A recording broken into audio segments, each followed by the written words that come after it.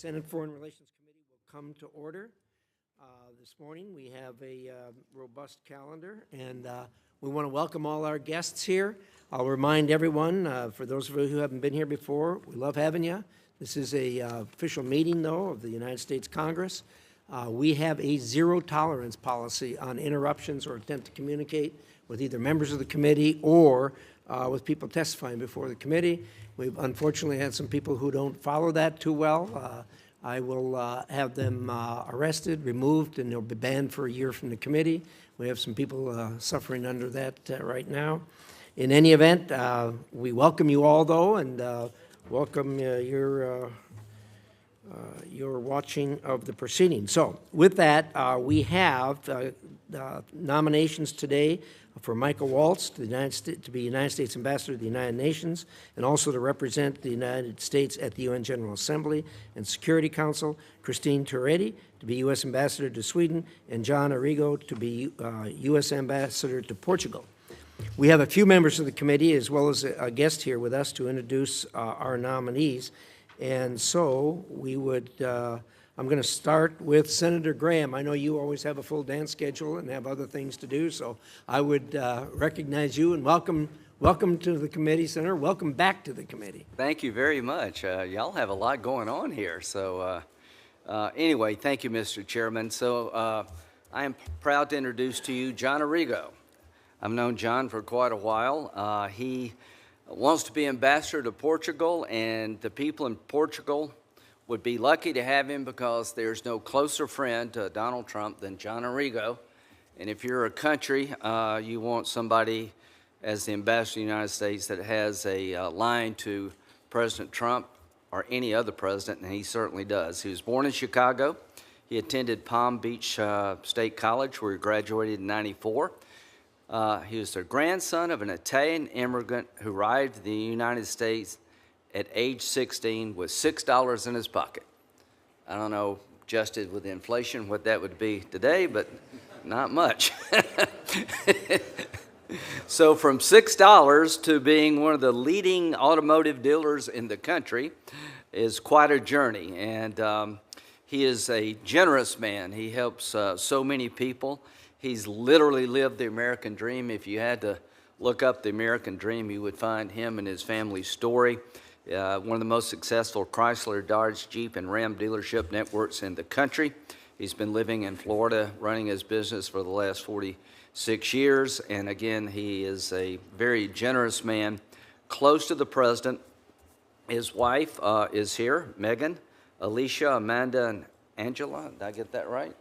Or his beautiful daughters with his son-in-law, Nathaniel. His wife's family is connected to Portugal. That's how he is chosen to serve there. He has a very deep love for the country, spends a lot of time there, and he wants to deepen ties between us and Portugal, which is a NATO member and in a very strategic part of the world. His brother and he are big supporters of the Clemson Tigers, which goes a long way where I live. And I've come to enjoy my time with John. He's a very good golfer. If you go to Portugal, if he gets confirmed, I'm sure he can set you up with a tee time. But the main thing to me is the reason I wanted to do this. I got to know him over the many years now, quite frankly, playing golf with the president and talking about business in the world, and he wants to serve. A man that came to this country with 16 bucks in his pocket has done extraordinarily well. He wants to give back, and I think this is a great way for the Arrigo family to give back to America. So I recommend his nomination, and thank you, Mr. Chairman, for having me. Always, I noticed from the beginning of your speech to the end of your speech, Mr. Arrigo increased his pocket change from 6 to 16. I don't know if you noticed that. That was his grandfather. That's good. All right. Thank you, Senator Graham. I know you got other things to do. So we're going to turn to Senator Lee. I understand you have an introduction. Yes. Thank you very much, Mr. Chairman. It is an honor and a pleasure to introduce my friend, the next ambassador from the United States to the United Nations, Mike Waltz. Many of us here today are familiar with Mike Waltz's background. but his qualifications are such that I think they make him one of the most well-qualified U.S. ambassador nominees to the United Nations ever. And so this really bears repeating here. Mr. Waltz is a retired Army colonel. He's a Green Beret, a combat veteran. He's the recipient of 4 Bronze Stars across his military career, spanning 3 decades. He was also a policy director for 2 secretaries of defense and a 3-term congressman from Florida's 6th congressional district, where he served on the committees on foreign, in part, in large measure, because of Mike Waltz's great work. Beyond those committee assignments, Waltz served on the China Task Force that produced over 400 recommendations for managing that delicate relationship between the United States and China.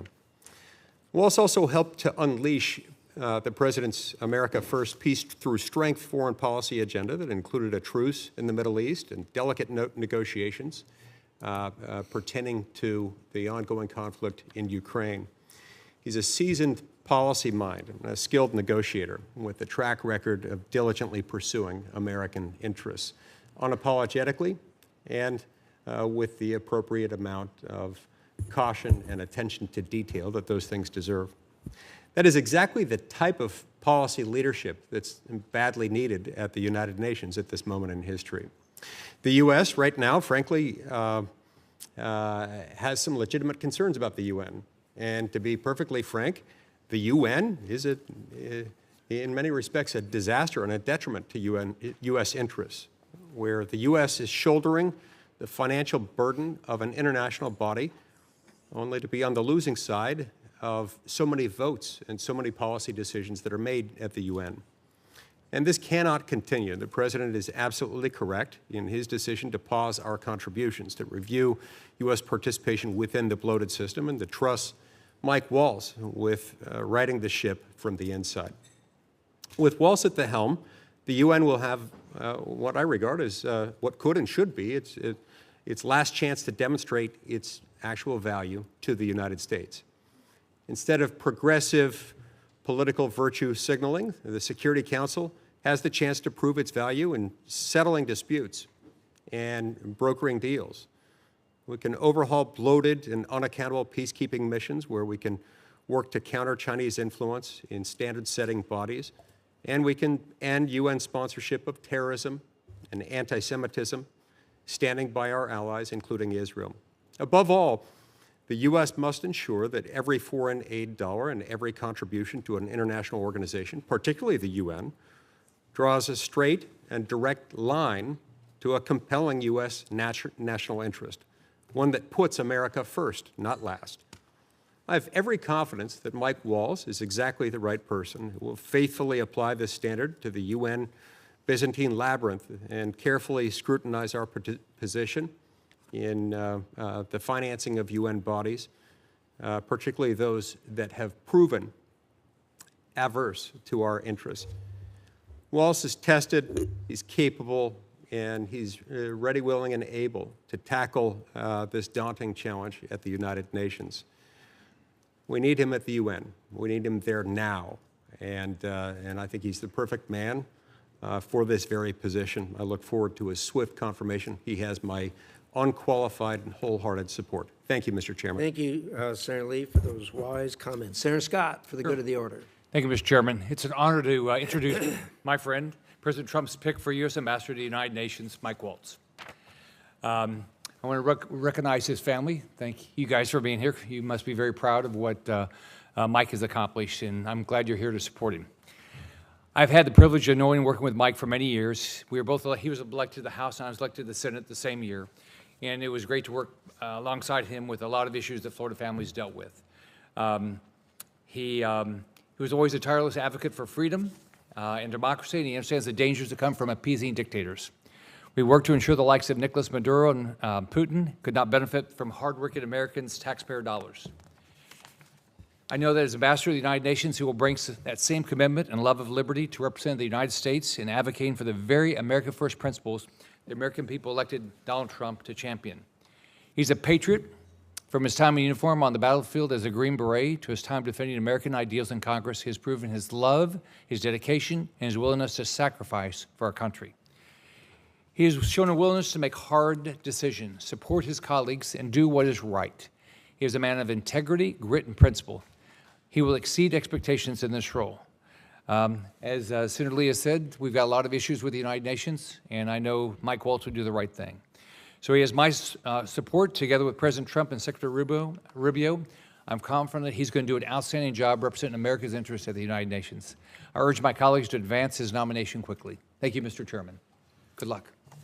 Thank you very much, Senator. Appreciate those remarks. Now, Senator McCormick is going to introduce Christine Turretti. However, he's traveling with the president in his home state and has asked me to read the introduction. I'm honored to do that. And so on behalf of Senator McCormick, quote, "Committee colleagues, I'm sorry I cannot be with you in person for today as I welcome President Trump to Pittsburgh. But I'm grateful to the chairman for allowing a statement of appreciation and support for my friend, Christine Turretti, the nominee to be ambassador of the United States to the Kingdom of Sweden. A pioneer in many walks of life, I first met Christine when my father was the chancellor of the Pennsylvania State System of Higher Education, and she was a trustee, and she has been a dear friend ever since. As a businesswoman, she's the former chairman and CEO of the S.W. Jack Drilling Company, the largest privately held land-based drilling company in the United States. She serves as vice chairman of S&T Bank Corp. And is a former director of the Pittsburgh Federal Reserve Bank. As a passionate philanthropist, Christine has served on many nonprofit boards, including the International Medical Corps, the Andy Warhol Museum, the Gettysburg Foundation, and has dedicated energy to training programs designed to educate, empower, and advance women. Christine is also an extraordinary force in politics, supporting candidates and party organizations at the local, state, and national levels. She serves as the National Committee Woman of Pennsylvania to the Republican National Committee and was previously the co-chair of the RNC Finance Committee. She was one of the people I consulted first and relied on the most when I ran for the Senate. Finally, and most importantly, she is the mother to 3 sons, Joe, Max, and Matthew, who are the prime motivators for her drive to serve and provide a better future for America. Her astute business acumen, selflessness, and political leadership make her an ideal nominee to lead in this important post, and I'm certain she will honorably represent President Trump and the United States as our next ambassador in Stockholm.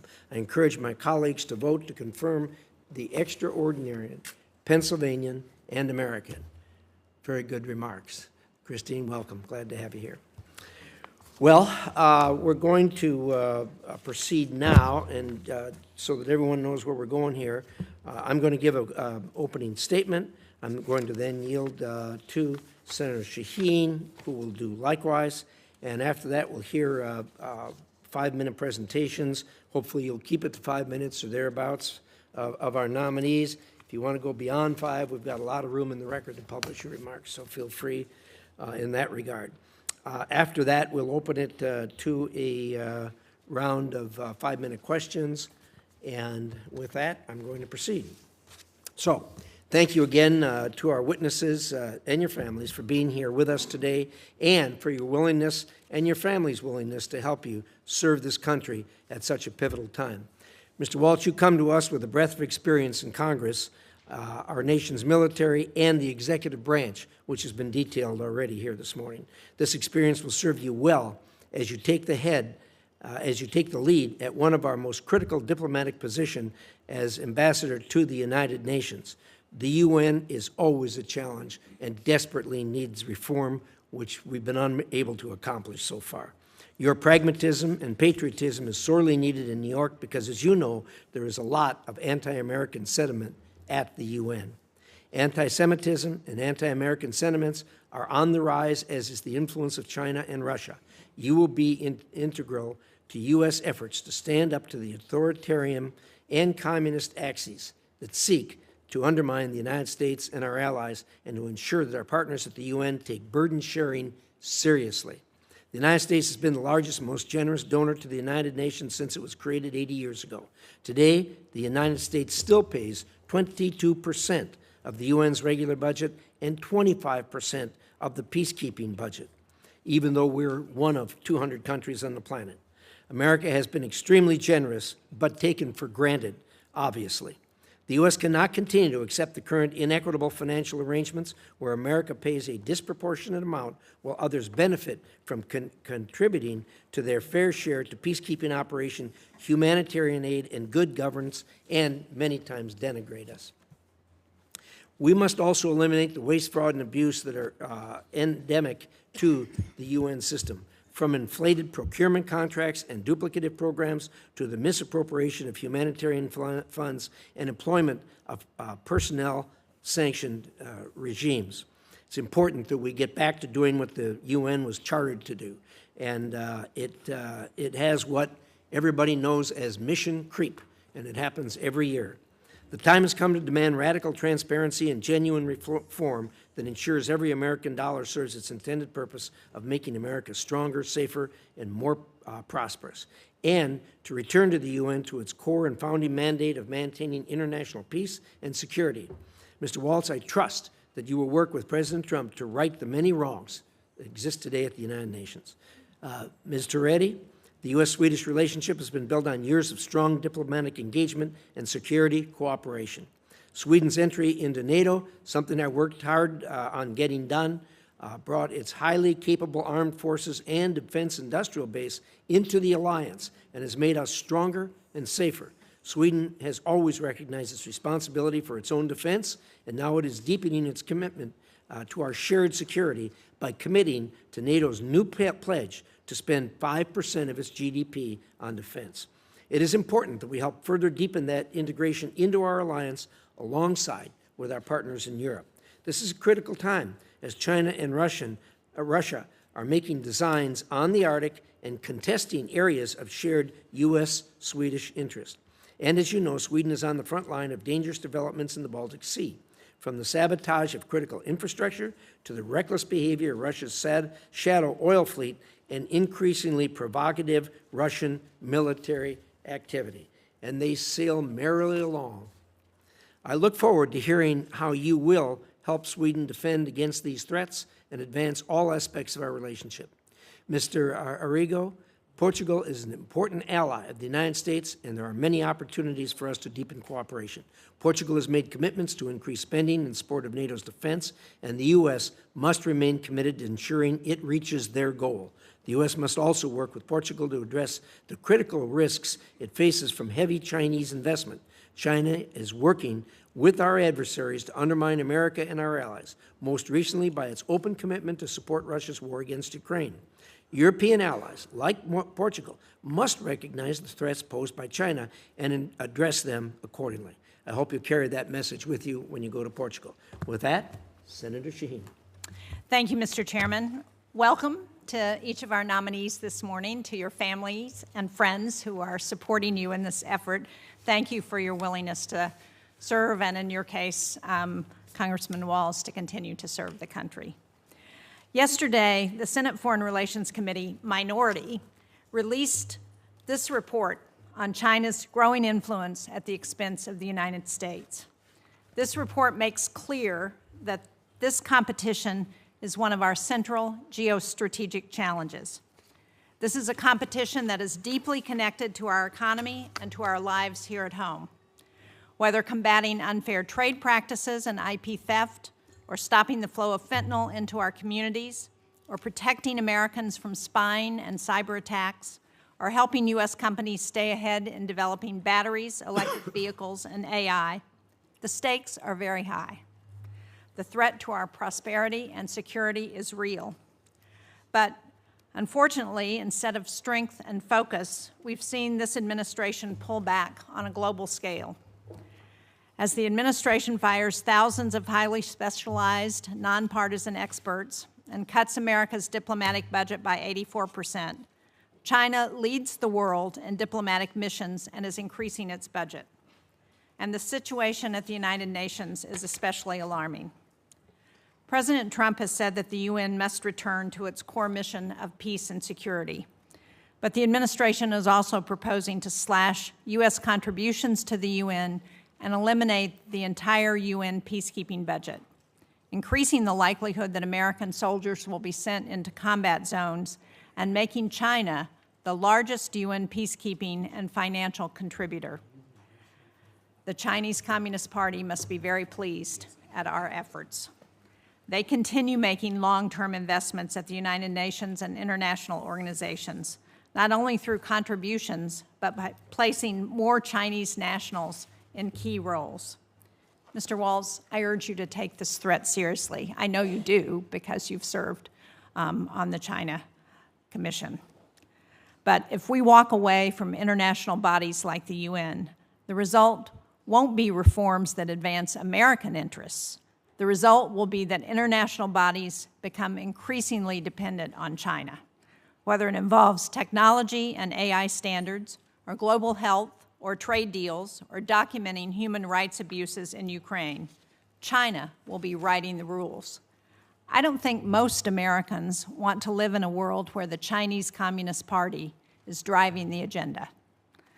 There remains broad bipartisan agreement that American leadership on the global stage is essential, particularly as China's expanding footprint threatens our safety and prosperity. That's why Americans need a voice not only at the UN Security Council, but at the International Civil Aviation Organization, which ensures airspaces remain safe, at the World Food Program, which prevents famines and responds to crises, the Organization for the Prohibition of Chemical Weapons, which works to eliminate these dangerous weapons, and the International Atomic Energy Agency, which helps reduce the threat of nuclear war. Put simply, we cannot shape these organizations or even push for the reforms that we want unless we're at the table.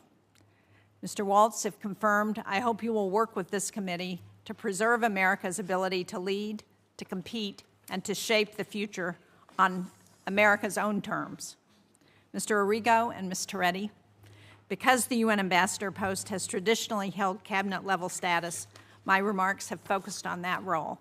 But I also look forward to hearing from each of you how you would advance America's interest in Europe through the posts in Portugal and Sweden. Thank you all.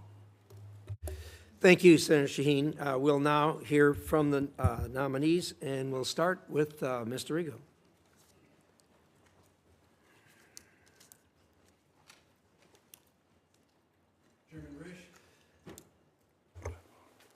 Chairman Risch, Ranking Member Shaheen, and members of the committee, thank you for the opportunity to appear before you today as President Trump's nominee to be the United States ambassador to the Portuguese Republic.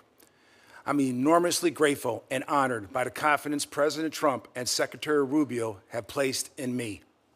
I am blessed to have a wonderful and supportive family, my wife Megan, my daughters Alyssa, Angela, Amanda, my brother Jim, my sister Virginia, my nephew Freddie, and my good friend Pat, who just flew in this morning. Thank you, Senator Graham, for your gracious introduction. If confirmed, I pledge to serve my country honorably, to advance our core national interests, and to always put America first. I've been a successful entrepreneur and business leader for over 30 years.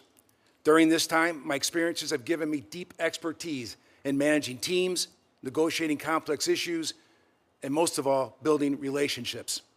I'm confident that my professional experience and business acumen delivered over 3 decades will enable me to represent and advance U.S. interests effectively and carry out the mission President Trump has entrusted to me.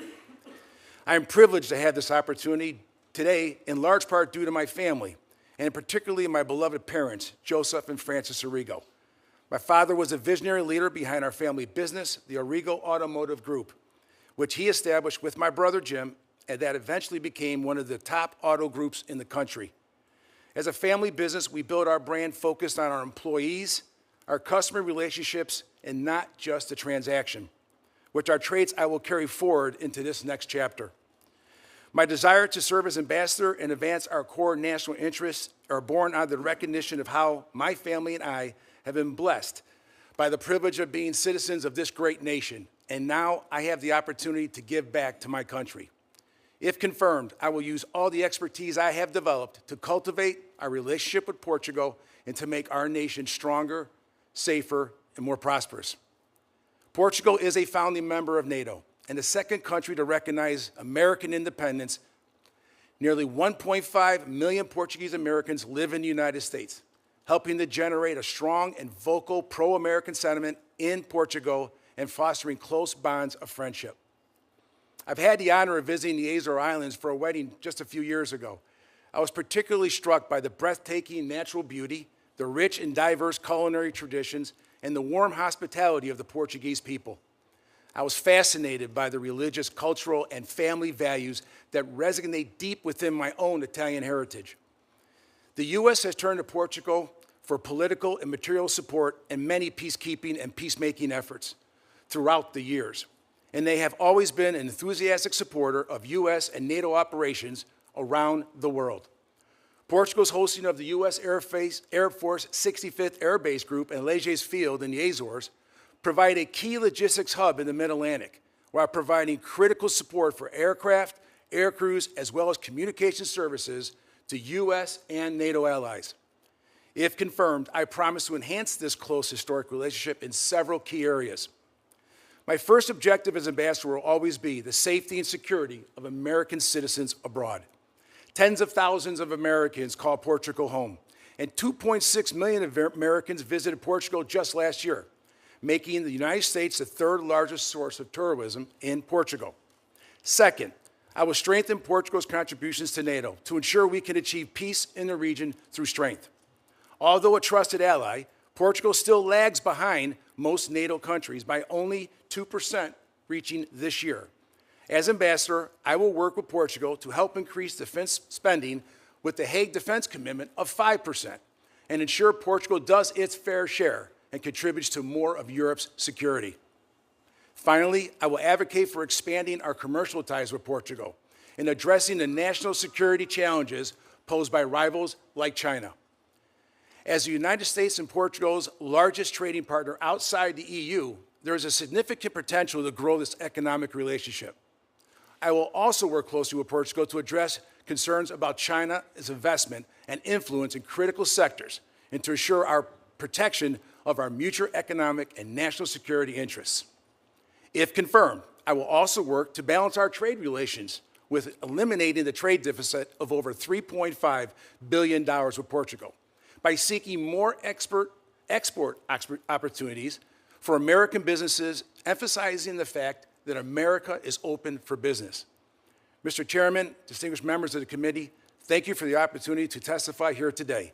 I look forward to answering your questions and, if confirmed, working closely with all of you to strengthen our relationship with Portugal and advance our core national interests. Thank you.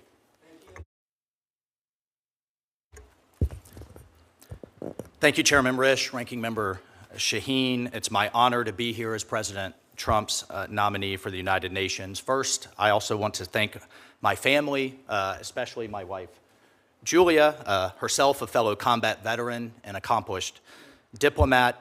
And if confirmed, you will definitely get double the bang for the taxpayer's buck. I have my mother, Brenda, here, who has always been my rock and who bootstrapped her way through life. My daughter, Anderson, a rising senior at UC Boulder. And I have spared the Capitol Police, our 3-year-old son, Army, and his energy. I think they may have a hard time keeping up with him. But I also want to especially thank my fellow Green Berets, SEALs, veterans, and particularly the Gold Star families that are here today. We have had each other's backs through wars shaped by decisions made in this building. I promise to keep them and to keep all of you in mind as we support President Trump's focus on peace through strength. So our experiences obviously shape how we approach these positions. And for this one, my experience as a Green Beret serving alongside NGOs, development agencies, the UN, out in the field, in Africa and the Middle East, has certainly shaped my view. I've seen many organizations that frankly mean well, but execute poorly. Lack of coordination, bloated bureaucracies, poor contracting. I have literally seen over and over again hospitals that lack beds, schools that lack supplies, schools with supplies where they lack teachers. And by the time the aid filters through layers of subcontractors, only pennies reach those in need. As a former congressman, I bring the perspective of representing hardworking Americans, welders, nurses, teachers, small business owners. And if we were at a town hall looking at them, could we answer their questions on whether their money was being well spent? Many of them, frankly, in my former district would ask, should we be in the UN at all? Here's how I'd answer the question. I'd answer number one, with the UN's need for reform, but also its potential. We should have one place in the world where everyone can talk, where China, Russia, Europe, the developing world can come together and resolve conflicts. But after 80 years, it's drifted from its core mission of peacemaking. We must return to the UN's charter and first principles.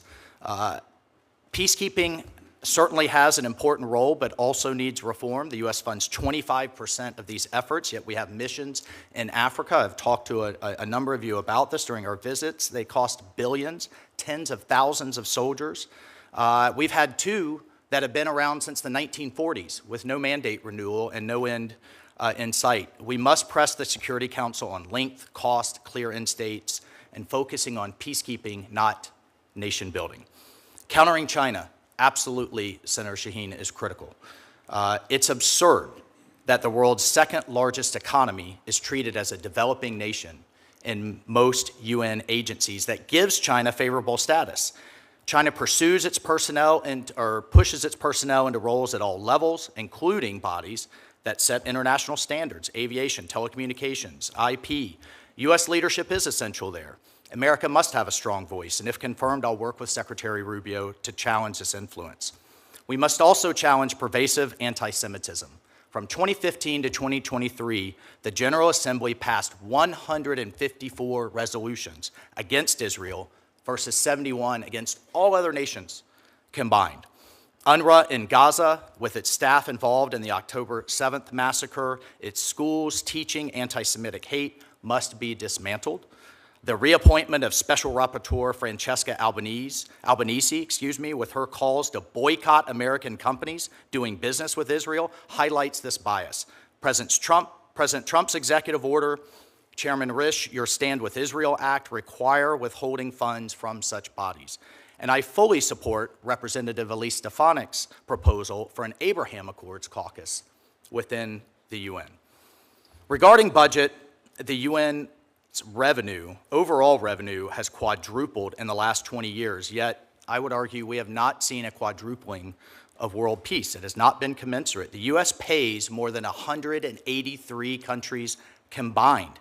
Meanwhile, 28 countries contribute just $37,000 and $5,000 to peacekeeping. The UN has ballooned to over 80 agencies with overlapping missions that waste resources, and if confirmed, I'll push for transparency, like what we're seeing in the Secretary General's UN 80 reform plan, calling for a 20% staff cut. It's worth remembering that despite the cuts, the U.S. is by far the most generous nation in the world. And finally, the UN's radical politicization.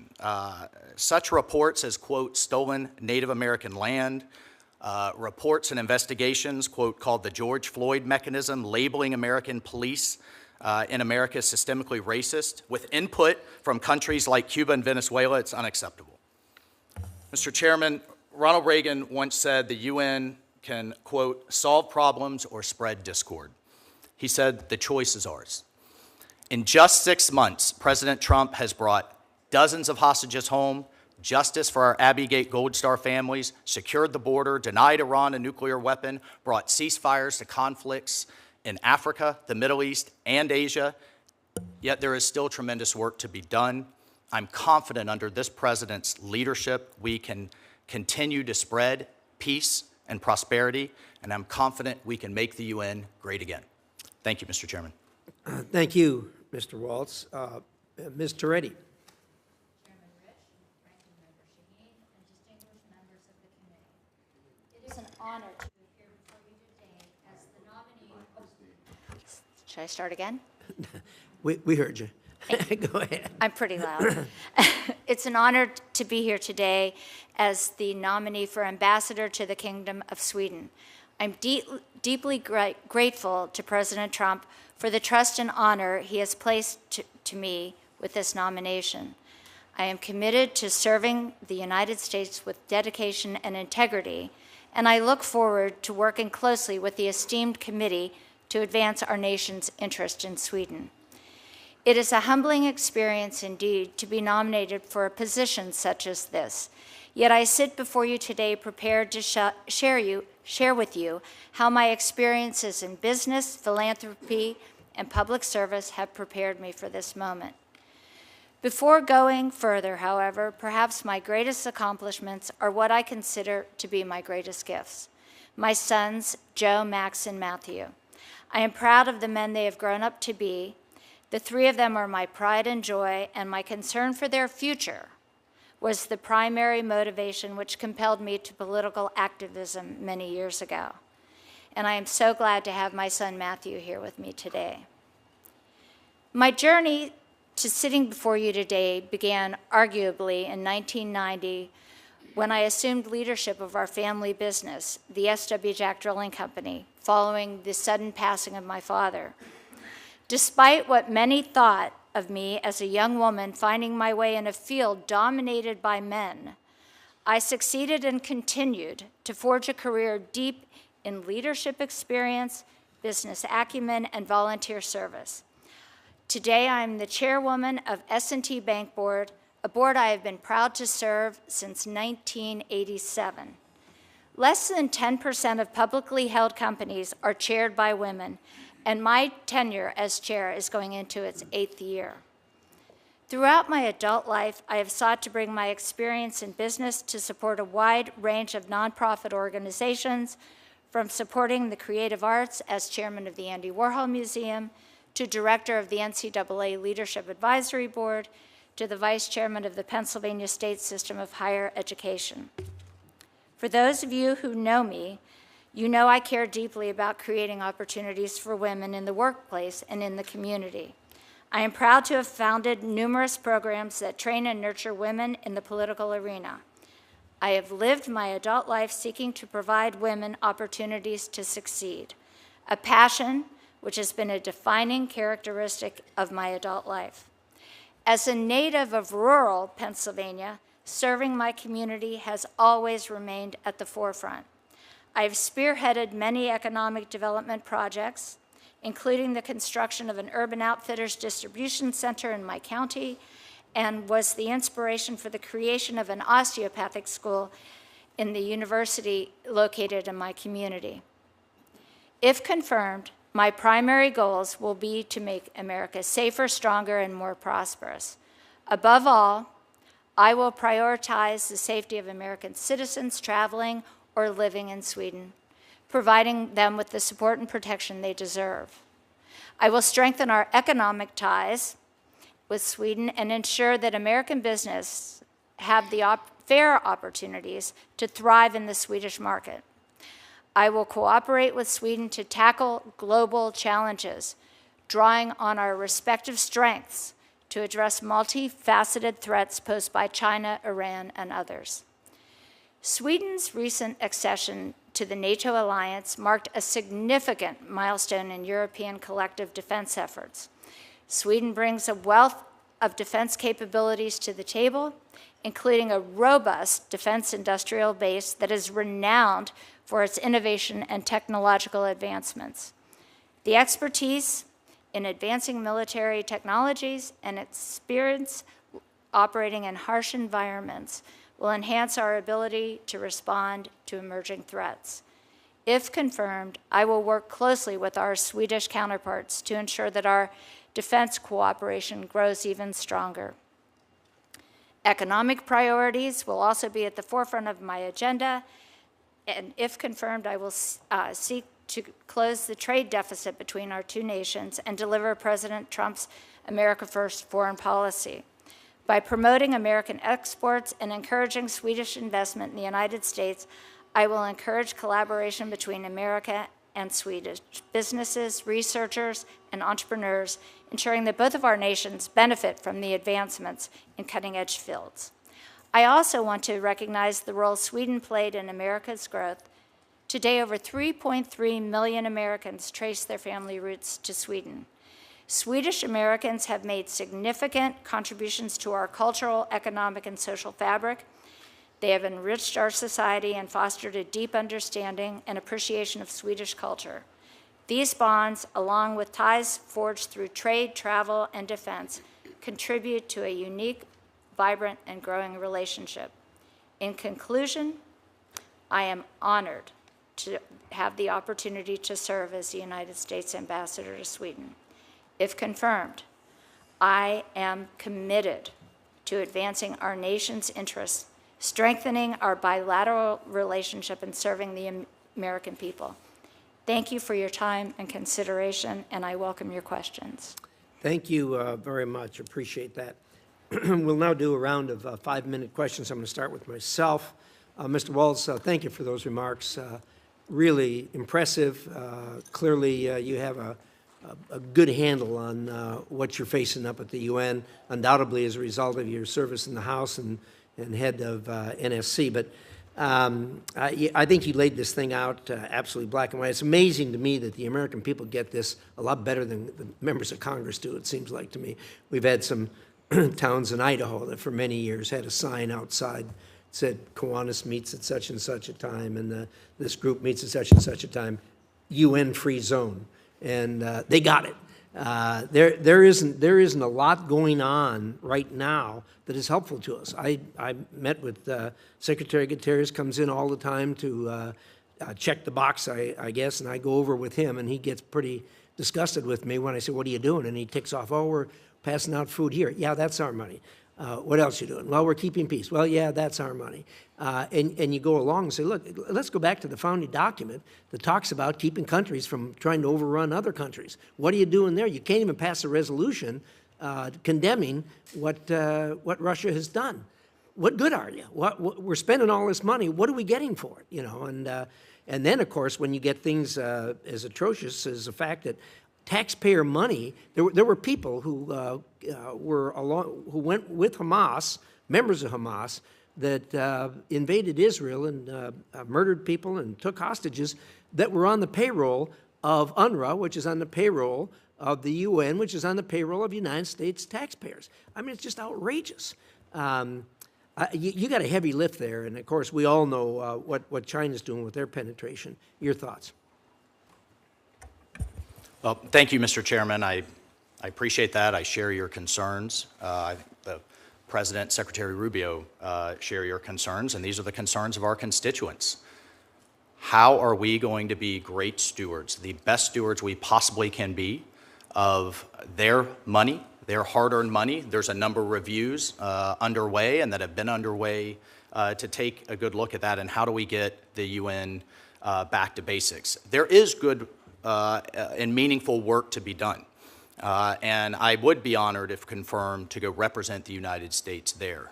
We have the snapback sanctions with Iran that Germany just invoked as part of the JCPOA because of Iran's violations of its obligations under the Nuclear Proliferation Treaty. Of course, we have the bold opening that the President announced in his trip to the Middle East and led in the opportunity in Syria that we have to watch very closely, but we have a number of sanctions that we need to lift there in order to realize those opportunities that many in the region are looking forward to engaging on. And I have to tell you, person after person, official after official said, can we get some leadership up there to roll those sanctions back that the President has now done under his executive order so that we can prevent Syria from devolving back into chaos. Of course, we have a number of peacekeeping missions that all too often these mandate renewals, which typically happen every year, I mentioned two that are just open-ended that have never happened. Those are opportunities to get better results, frankly, and to question those things that I laid out. How long, how much, what are we going to accomplish? And then, of course, we have the General Assembly, the world leaders assembling this September. So if confirmed, there is a lot of work to be done. I do think there's some goodness to be done, but it must come on the back of major reform. And I've sat in many House hearings where we've talked about reform. We don't see it implemented. I think under this President's leadership and under this Secretary's leadership, it's time to get to work. Good thoughts. I have, well, Mr. Rigo, I'll take a quick run at you. You know, people in America seem to have a pretty good view of Portugal. We've had a good relationship with them. They appear to be a good friend. They got a couple of soft spots, obviously. Number one, China's got the deepest penetration of Portugal than any country in Europe. And the second thing is, they can't even get to the 2%, let alone the 5% that we're demanding now. You're going to have to get them there and hopefully bring them to their senses in dealing with China. Your thoughts? Thank you very much for that very important question, and you are exactly right. They have been, over decades, they've been down at the bottom, 25 out of 32 that or lower in defense spending. It would be my job to see if we could sit down and come to the table with the military modernization that they need so desperately. The F-16 fleet is quite aging, and I think the F-35 program would be one of my top priorities. I believe if we could sit down and come to an agreement there, that would push them right to the top and then over on their way to the 5%. When it comes to China's involvement, you're right. I've noticed as a private citizen, I've done some reading where is it right to have some of the largest companies in China be owning some of the energy companies in Portugal? Is it right to have construction companies owning some of the largest, CCP companies owning some of the largest construction companies in Portugal? That probably would need to be discussed. So if confirmed, I would like to sit and discuss all the threats that we have between the energy sector, the construction, and the defense spending with Portugal to get them to do their fair share. Thank you. Senator Shaheen. Thank you, Mr. Chairman. Excuse me. Mr. Waltz, these last few months have illustrated how China is all too eager to take advantage of our disengagement at the UN and around the world. And while we may not all like what some UN institutions do, if we aren't at the table, we can't influence the agenda. So do you agree that if confirmed, a central responsibility of your role at the UN will be to ensure that the United States is present, able, and willing to counter the PRC's growing influence at the UN? Thank you, Senator Shaheen. I appreciate the question. I agree it's absolutely critical. And if confirmed, yes, I agree. I will take just a second to point out, under the first Trump administration, under the 2018 National Security Strategy, he really led the pivot, which I think pivoted the entire national security apparatus in Washington, D.C., away from the Middle East, away from counterterrorism, not as a zero sum, but to focus on the near-peer threat that China absolutely is. And then just in this administration, Secretary Rubio's first trip was down to Panama to address what we've all heard, hearing after hearing, an encroachment on the Panama Canal, a strategic waterway. Panama is now the first Latin American country in decades to back away from the Belt and Road Initiative. The malicious behavior, but also the potential of the Chinese Communist Party, the malicious behavior, the potential of the relationship, I should say, will be top of mind for me. I know it is for the Secretary and the President. I agree with you, Congressman. That's why I find it so puzzling that there's been no coherent strategy for how to address China within this administration. There's no consistent messaging. If you look at where China is moving in, where the United States has moved out, within days of our shutting down of USAID and foreign assistance programs, China was already labeling the United States as an unreliable partner. Within months, China has moved in to so many of those foreign assistance programs that have been shut down, that had been operating for years to provide a role for the United States in so much of the world. And we have packed up our bags and gone home, and China's there. They're on the ground. And if you read the report, you will see instance after instance that questions why what we're doing makes us stronger against China and allows us to compete. So let me ask another question about the UN, because this administration has outlined a host of cuts to UN and its sub-agencies. It makes no secret of its disdain for multilateral institutions, but I haven't seen a plan from the administration on how it intends to push back against the PRC's influence. So can you describe how you think we should be doing that? Thank you, Senator Shaheen. Just a few points to address there. Number one, I look forward to reading the report and to working with you, the committee, and the team on that. I have to tell you, though, in my experience, even in the last 6 months, but even more broadly, I've seen partners in the Middle East that were heading into the PRC's orbit make it very clear that they want to work with the United States, particularly since the election of President Trump. I think the peace agreement between the DRC and Rwanda that we just saw in the Oval Office. China has had all kinds of activities across Africa, but they've also heavily polluted, bring in their own labor, often engage in certain types of corruption. As we have a race for national resources to power the economies of the future, I think that was an incredible moment. And from the president's perspective, I feel confident in saying that he sees the power of our markets, he sees the power of our economy, he sees AI and energy and other things that we need to unleash in the future.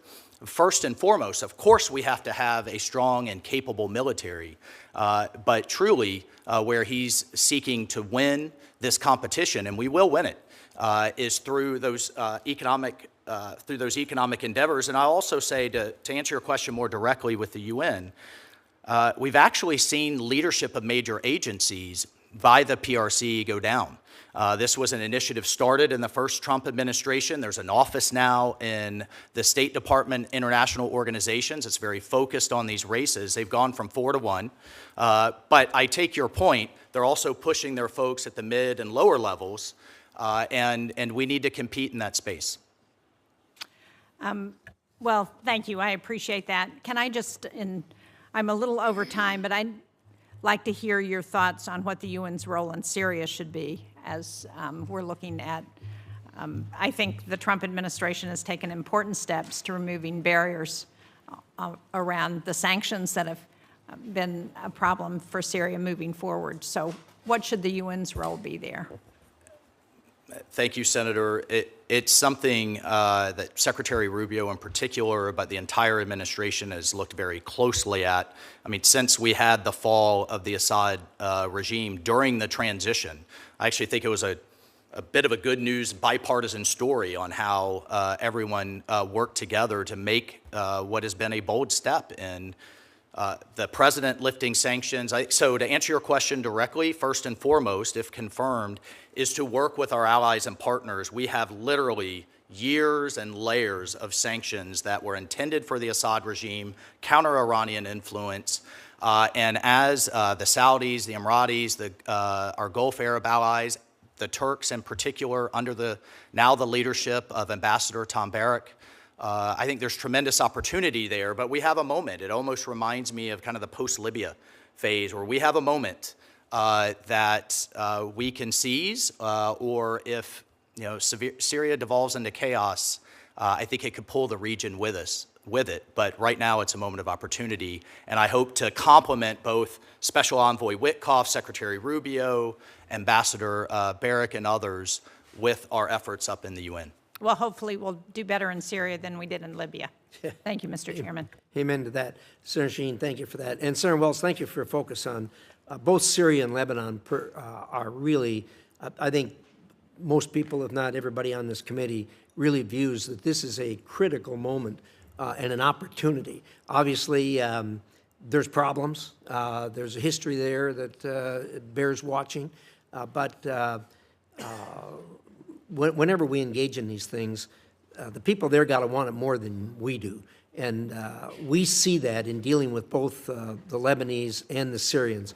We hope it can come to fruition. It bears watching, but we'll appreciate your strong hand on the tiller there. So with that, Senator Ricketts is yielding to Senator Hagerty for now. Thank you, Mr. Chairman. Thank you, Senator Ricketts, for the time accommodation. And to each of you, I want to congratulate you for your nomination to represent the greatest country in the world. You're going to have a wonderful and exceptional experience should you be confirmed. No surprise, we live in a very challenging and dangerous world right now. And it's only going to be through the talents and the sacrifices of you and your families that we're going to be able to ensure America's prosperity and America's security in the world. So thank you for your willingness to serve. I'm going to turn my attention, no surprise, to you, Mr. Waltz. You're getting ready to take on a very critical role at a place that was founded on some very fundamental principles. You think about the principles of the UN and its founding: freedom, peace, human rights. Those are the founding documents. That was in the Charter of the United Nations. Today, what we see happening at the UN is far divorced from those founding principles. Instead, what we find is an overly politicized organization, one that tends to criticize and work against the interest of the United States and its allies, and frankly, one that actually supports authoritarian regimes in many cases, advancing their interest over those of the United States. As our chairman mentioned, we're the largest donor. The United States is the largest donor to the UN. Yet, at the same time, we're not getting the type of results we see. And I'm going to cite the example that you brought up, Chairman Risch. What happened on October the 7th? That was an absolute disgrace when we found out that people on the United Nations payroll were actually involved in the Hamas attack. Yet what happens from senior leaders at the UN? They use every opportunity they possibly can to criticize Israel. Yet at the same time, they diminish the role of their own personnel in those attacks. It's absolutely shocking to me. And what I'd like to hear from you, Mr. Waltz, is what are, a two-part question actually, what are the most important challenges you see at the UN that we face as a nation, that the United States faces at the UN? And then two, what is your intention to address those challenges? Thank you, Senator, and I certainly share those views. I think first and foremost is we need to drive reform.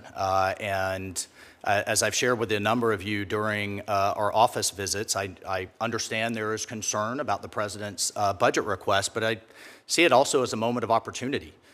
If you look at when reform has actually happened, not talked about, not the rhetoric, it is when the United States has said, you know what, we need to actually see things before the U.S. taxpayer continues to write checks. We saw it in the late 1990s with, led by Senator Jesse Helms, that turned into the Helms-Biden legislation. We saw it in the early 90s, and that resulted in at least something approximating an inspector general, although I think we still need a heck of a lot more reform in that regard. So we need those reforms to continue forward. I do not think Secretary General Gutierrez would have his UN 80 plan already on the table if he didn't take President Trump very seriously and Secretary Rubio very seriously.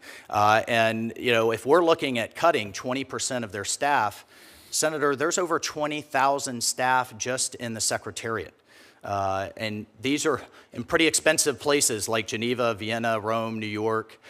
They need to be closer to the field, and I think they need to be a lot more efficient. And I mentioned the things that are pending in terms of Syria, Lebanon, Iran, and what have you, and certainly our counter-China efforts. Those will all be top of mind. Well, I appreciate your focus on what is obviously a bloated organization, one that's missing the mark at every turn and frankly has been misguided in so many directions. I'd like to pick up on a particular point that the ranking member raised, and that has to do with China and its malign influence there at the United Nations.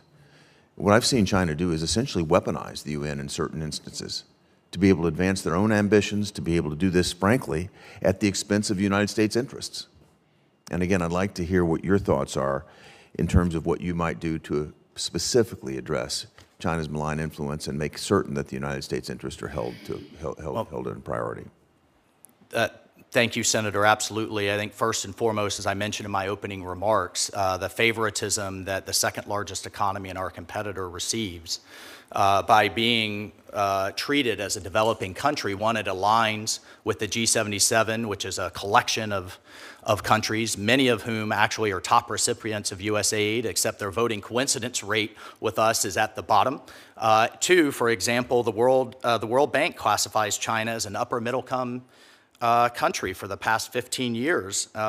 They continue to make concessionary loans to China funded by the U.S. taxpayer. That's one of a number of examples. They're pursuing an AI agenda. I don't know, I mean, we always have to keep our sovereignty in mind.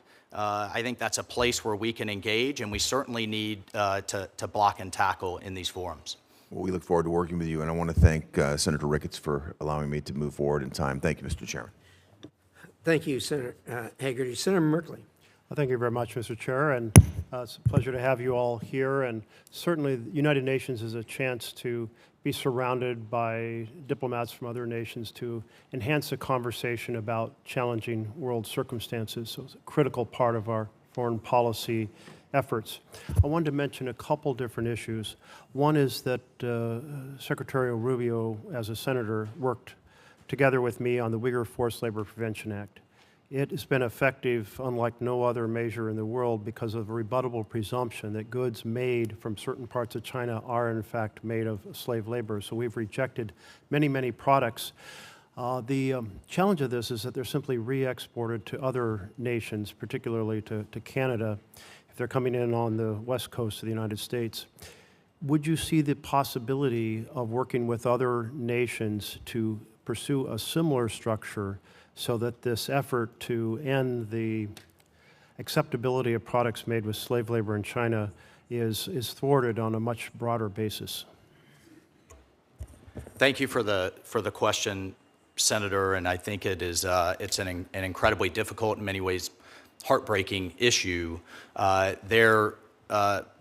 few years ago was a report coming out of a think tank in Australia that highlighted 80 international brands, many of whom are common brands that we use and purchase today, that were using slave labor from Western China. In fact, in one of our efforts, I highlighted the world's largest solar panel factory in Western China that was actually being subsidized by the U.S. taxpayer, was being subsidized in the Inflation Reduction Act. But if you followed the power lines to the factory, it was actually being powered by Russian coal in 12 coal-fired power plants producing solar panels funded or staffed with slave labor. So it's something I absolutely would look to work with you. Thank you. That's what I was looking for.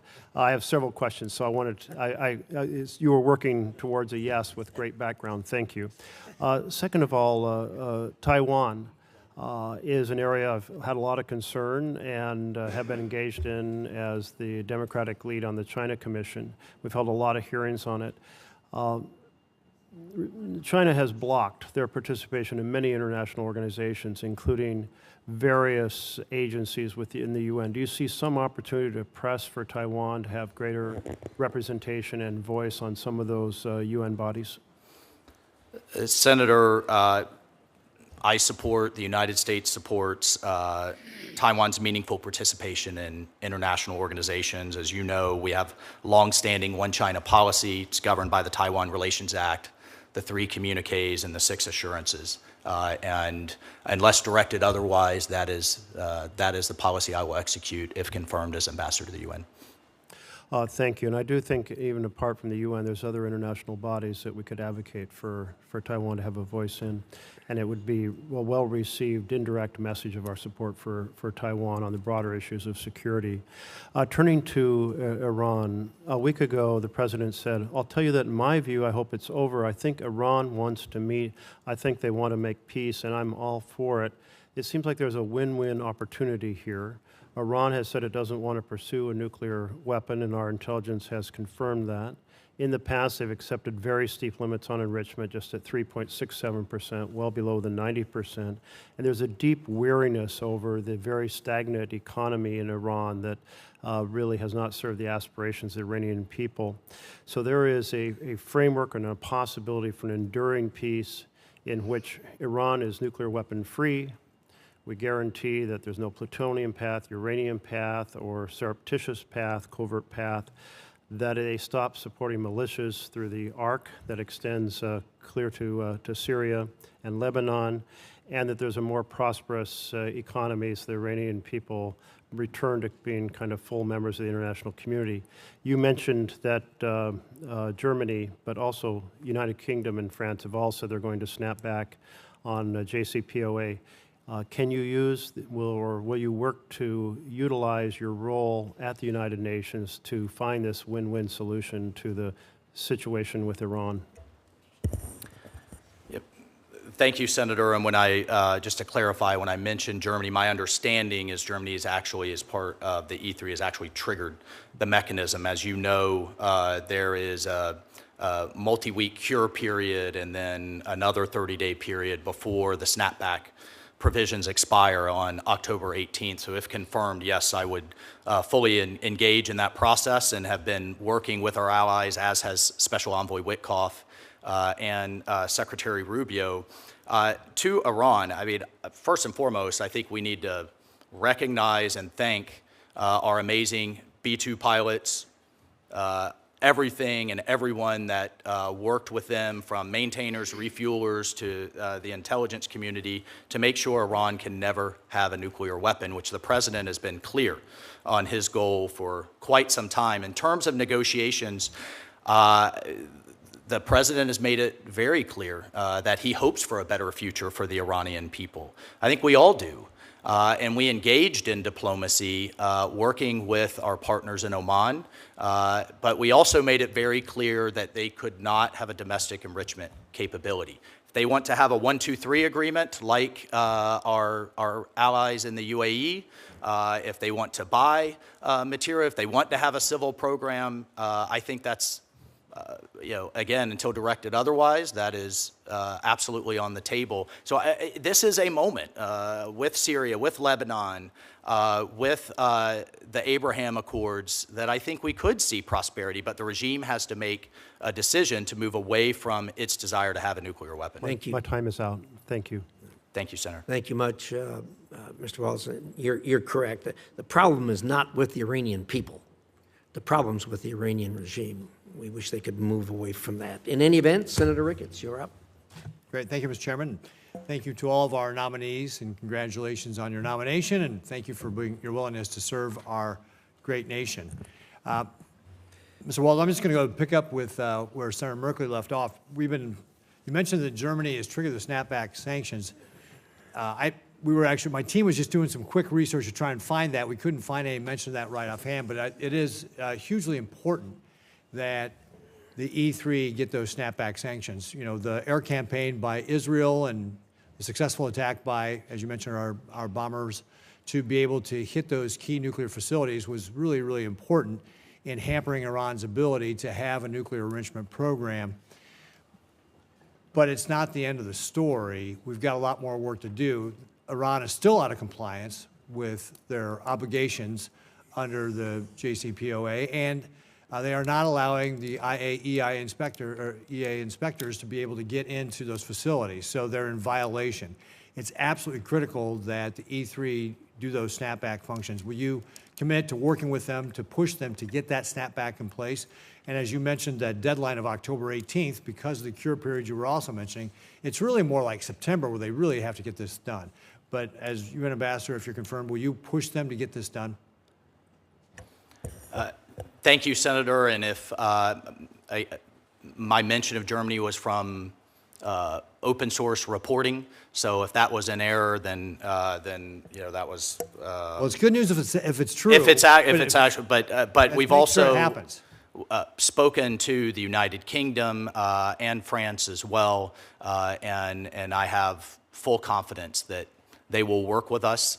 We've had these conversations literally through the transition and over the last 6 months. The second executive order the president signed was to reinstitute maximum pressure on Iran, but you raise a fantastic point in that we need to get those inspectors back in there with the IAEA, and it is obviously notable that the June report from the IAEA was the first censure of Iran for its non-compliance in quite a long time. And one of the things Iran always says is they want this program for peaceful means, yet there's no reason they need to have an enrichment program to have a civilian nuclear program. 23 other nations are doing it without having enrichment facilities. We need to continue to push that the only way we can guarantee they cannot get a nuclear weapon is if they do not have an enrichment facilities. Would you agree? I would, as both the president and the secretary have said, Senator, and I think the most amazing aspect of this episode was that the president truly sought diplomacy first, he took bold and decisive action along with our ally Israel, and then immediately returned the situation right back to a ceasefire to again engage in diplomacy. So when President Trump says he puts diplomacy first, I've seen it firsthand, and I would be honored if confirmed to continue to participate in it. Well, let's talk about one of our best friends in the Middle East, certainly is Israel. And you mentioned in your opening remarks the anti-Semitism that is just rampant in the United Nations. And I think you gave the stat that there were more resolutions targeting Israel than all other nations combined by double. And it's just stunning what the United Nations has done. So as the UN ambassador, if you're confirmed, what specific actions can you take to shut down this anti-Semitism at the UN and the anti-Israeli basis? What's going on? Well, thank you, Senator. And it is pervasive. I could probably spend the rest of this hearing, sadly, highlighting the anti-Semitic activities, one aspect of which is known as Article 7 in the Human Rights Council, that Israel is the only nation with a standing mandate to highlight its, quote, human rights abuses every single meeting, and it's been going on for decades. I mentioned the number of resolutions just this year. We're on track for that same type of disparity in 2025. I support the Secretary's call for sanctions on the Special Rapporteur, Francesca Albanese. I think she is the poster child for anti-Semitism in the UN. And I think we have to take a step back and address and work with both Israel and work with our allies on why this continues to happen. I understand the humanitarian crisis in Gaza, but I will say over and over again, if Hamas would lay down their arms, if they would surrender, if they would stop sacrificing their own people, the fighting would stop today. And I am confident in working with Israel in that regard. Well, I think your last point was spot on, and I have seen nothing out of the UN calling on Hamas to surrender, because that is exactly how this conflict would end, and the people in Gaza would be able to start looking for a better way of life once that terrorist organization surrenders. So push the countries of the UN to come down very clearly that they can best serve the people in Gaza by getting Hamas to surrender. Thank you, Mr. Chairman. Well said, Senator Ricketts. Senator Murphy. Thank you very much, Mr. Chairman. Thank you all for being here.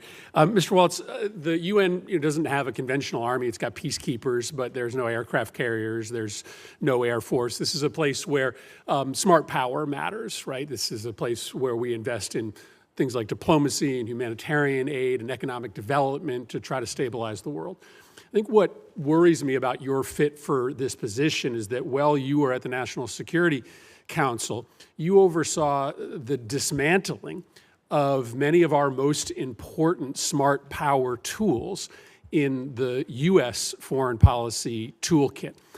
A lot of conversation has happened on this committee about what has happened to USAID, our ability to influence the world through economic development and humanitarian assistance, but not as much conversation has happened about the attempted destruction, I think led by an NSC process, of our information and media operations around the world. This administration, while you were at the NSC, essentially shut down USAGM, which is the umbrella agency for our global media operations, fired 92% of the staff, announced plans to shut down Radio Free Europe and Voice of America. That they're only open today because of court orders. The administration does not support the Global Engagement Center, which is also now shut down, which was the State Department's ability to try to work with partners around the world to counter Chinese propaganda and Russian propaganda. I mean, listen, we were already having circles run around us by Russia and by China predominantly, even before the administration went forward with this essential destruction of our existing information and counter-propaganda capacity. So maybe just share with me, while you were National Security Advisor, why did you believe that it advanced U.S. national security interests to shut down our most important agencies that try to win the information war, which is a war that, whether we like it or not, exists in this world, and we're not fighting it today while our adversaries are? Thank you for the question, and I think we're in violent agreement that we have to win the information war. We may have a disagreement on the best way to do that. What we did not see were the metrics, were the actual results. As you mentioned, we're getting, in many ways, outpaced in the information space. Yet for decades, we've had these entities that have become expensive and have become quite bloated. I think the best way to block and tackle our adversaries abroad is through our amazing private sector, through innovation, through what we're seeing in our leadership role in AI and in other spaces. And so as the president, as the secretary looked across the interagency and those entities, they made those decisions. But the private sector isn't going to fight Russian and Chinese propaganda around the world, right? I mean, that has to be an essential function of U.S. national security policy, correct? Well, what they are going to do is show the power of free markets, the power of entrepreneurship, and show really the power of the U.S. In terms of a free society and with our values. We're going to rely on Disney. I think we're actually more aligned than what you think. I think what we were looking at is the actual effectiveness.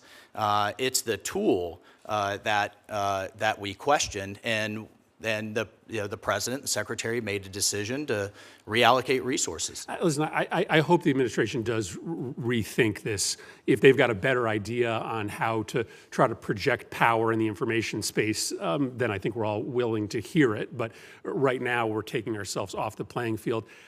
You were very involved in the offensive operations in Yemen. As you saw in this last week, the Houthis have restarted attacks on the shipping lanes, two very devastating attacks. Throughout the last 2 months, they have been continuing to take offensive operations against Israel. It doesn't look like we did much to really fundamentally change the battle space there. They still have pretty robust offensive capabilities to target shipping lanes and to target our friends. We spent, looks like, around $1 billion, depleted a lot of our ammunition stocks. How do you look at that operation in retrospect, knowing that as we sit here today, the Houthis have once again begun attacks in the Red Sea? Well, thank you, Senator, for the question. I think we also have to look at it in the context of, from the figures that I've seen, a 20 to 30% increase in shipping through the Red Sea, an increase in revenues through the Suez Canal, and what we do not have are our warships being used as target practice by the Houthis, was what, frankly, we had in the last administration. Now, do we need to work to make sure that's enduring? Perhaps the Houthi leadership hasn't fully gotten the message, but I would defer to Secretary Rubio, Secretary Hegseth, and the President on the way forward there. Thank you, Mr. Chairman. Thank you, Senator Murphy. Senator Barrasso. Thanks so much, Mr. Chairman. Well, congratulations to all three of you. Mr. Waltz, thanks so much for coming to my office yesterday, and I enjoyed the discussion. I know you're going to do a terrific job representing our nation's interests at the United Nations. We are the largest financial contributor to the U.S. We've contributed, what, $13 billion to the United Nations the last fiscal year. As the U.S. Ambassador to the UN, you're going to need to closely examine how American taxpayer funding is being used by so many of these international programs. Could you talk about your commitment to reviewing every dollar going to the UN to ensure that our taxpayer dollars is being used wisely? And I mean, if I recall, you had a list yesterday of just some amazing places that I think taxpayers would be really offended to see that their taxpayer dollars were going to through the United Nations. Could you share some of that information with us? Thank you, Senator, and I always appreciate our time together. one of the kind of the main thrusts of the UN, particularly over the last, I'd say, couple of decades, has been on climate and focus on climate change and a number of initiatives. And setting aside the debate on climate, if you just look at the organizations amongst the 80 various specialized agencies, core programs, and funds, you have the UN Environment Program, the UN Convention to Combat Desertification, the International Union for Conservation of Nature, the Secretariat of the Pacific Regional Environmental Program, the Global Environment Facility, the Commission for Environmental Cooperation, the Montreal Protocol, and then you have other agencies like the Global Fund for HIV, Tuberculosis, and Malaria. Okay, but it has as its core mission, one of its core missions, not necessarily those things, but climate change is the largest global health challenge in the 21st century. And just to further, I mean, I have a page here, Mr. Chairman, or I have a list of pages, 455 of international organizations that we contribute some type of funding towards, and just Let's put those in the record. a few of them. The Pacific Salmon Commission, the Pacific Islands Forum Fishery Agency, the Pan-African Postal Union, the Pan-American Health Organization, the Pan-American Institute on Geography and History, the International Lithosphere Program. I mean, so these are the, again, this is, it's quite a list. And this is tens of thousands to hundreds of thousands to 7 to 8 figures to millions that are going to these organizations. And I think it is incumbent on this administration to say, what's it doing? Is it making us safer, stronger, and more prosperous? And are we getting a bang for our buck? A couple other questions, because the thing I hear about at home in Wyoming is American sovereignty and what the United Nations is trying to do and undermining us. How are you going to work to preserve and to protect American sovereignty within the UN? Thank you, Senator. And I have to say, America's sovereignty will always be first and foremost as we engage all of these international organizations. I think we need to weigh the pros and cons of which organizations we engage, and I think that will be a robust discussion with this committee and with the administration. But to the extent that we do, our sovereignty, our people, our bosses will be first and foremost and top of mind. I think this came up in both the introduction, a good introduction by Senator Lee, as well as Senator Scott, and in your opening remarks. The fact that the Palestinian Authority has repeatedly sought to use the United Nations as a platform to declare statehood and to downgrade the status of Israel. Will you commit to using the American veto to block these one-sided anti-Israel resolutions at the UN Security Council? Thank you, Senator. Of course, I will work closely with the President and the Secretary on those votes, but yes, I'll make that commitment. Do you have any specific measures that you believe should be taken to address the bias against Israel within the UN, and how do we advocate for those changes? Well, first and foremost has to be UNRWA. It simply not only needs to be defunded, which the President has put in place with his executive order, but it should be dismantled, and we can have a conversation on who and what can take up those humanitarian roles, but it certainly should not be UNRWA. And then in terms of the selecting a new Secretary General after this term expires, is that something I imagine you'd be very much involved in and perhaps could use some of those same plans in terms of what we need to do there? So the Secretary General's term will expire at the end of next year. My understanding is kind of the race, so to speak, and the campaigning for that will start this fall, and I'll certainly commit to work with you and others to make sure that we have someone in line with our interests. So, Mr. Chairman, I'd suggest that make sure we have somebody representing the United States at the UN with this nominee by that time, that all those activities begin. Good suggestion. Thank you, Mr. Chairman. Thank you. Senator Coons. Thank you, Mr. Chairman. Thank you to all of the nominees, your families, your willingness to serve our nation. And if I might, Mr. Waltz, or forgive me, Colonel, Congressman Waltz, my thanks to you and to your wife, Julia, who's also served our nation, as you mentioned in introduction, in combat, and to your family. I want to get to the larger questions of the UN and the UN mission, but In your role in the Army, in the House, as National Security Advisor, you have long handled classified and highly sensitive information. We both know Signal is not an appropriate, secure means of communicating highly sensitive information, and yet on March 24th, the Atlantic magazine published a series of Signal messages, including sensitive information about a U.S. military operation against the Houthis in Yemen, involving you and several other Trump officials. Were you investigated for this disclosure of sensitive operational information on Signal? Thank you, Senator. And that engagement was driven by and recommended by the Cyber Security Infrastructure Security Agency, by the Biden administration, CISA guidance. I'm sorry. And I have here, well, just the use of Signal. Share information on Signal? The use of, no, excuse me, the use of Signal is not only, as an encrypted app, is not only authorized, it was recommended in Biden's, the Biden-era CISA guidance.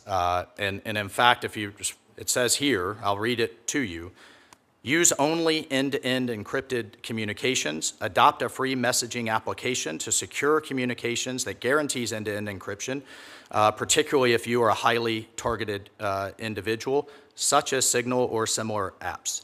CISA recommends end-to-end encryption messaging on both government and personal devices. For sensitive military Oh, of course. operational information? Of course, Senator. There was no classified information exchanged. For sensitive military this, you were sharing details about an upcoming airstrike and the time of launch and the potential targets. I mean, this was demonstrably sensitive information. And the question I asked was, were you investigated for this expansion of the Signal Group to include a journalist? The White House conducted an investigation, and my understanding is the Department of Defense is still conducting an investigation. Was any disciplinary action taken?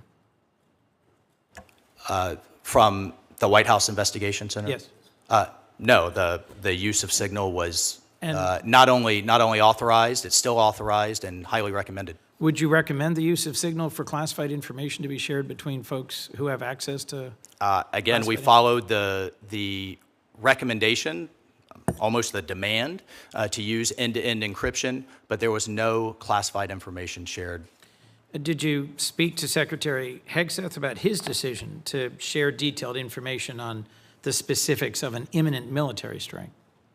What we spoke about, Senator, was a highly successful mission that did something that the Biden administration did not do, was actually target the Houthi leadership. We subsequently saw a ceasefire, an increase in shipping, and a drop in attacks on our ships. Well, look, here's what I hear on this exchange, and I want to get to the UN point.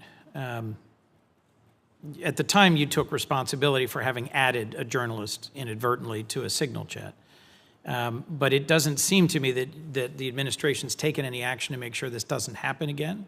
There's been no consequences, and yet the president continues to denounce those who leak information.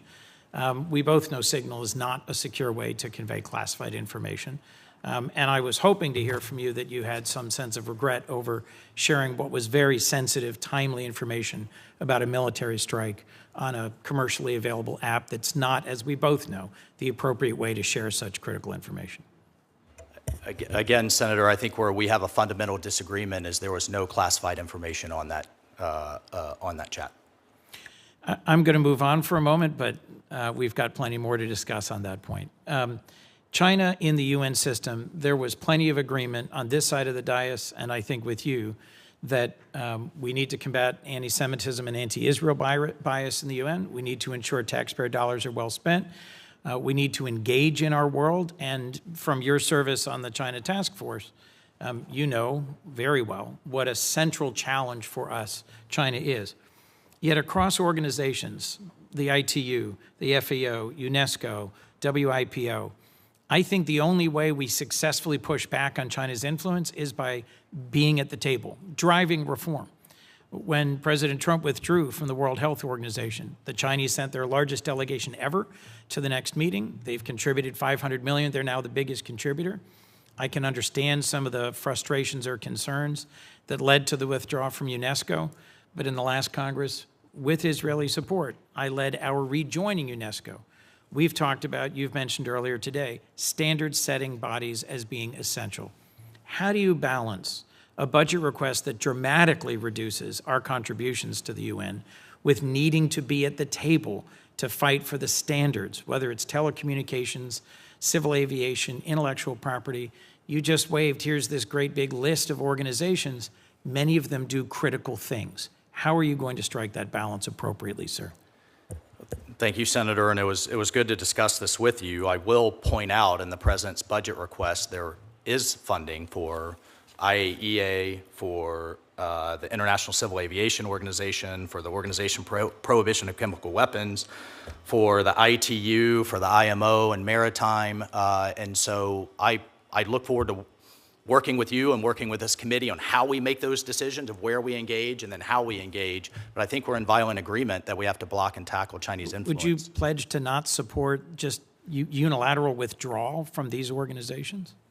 I will certainly support and follow the Secretary and the President's guidance as we weigh that engagement through these reviews. Thank you. Thank you, sir. Senator Lee.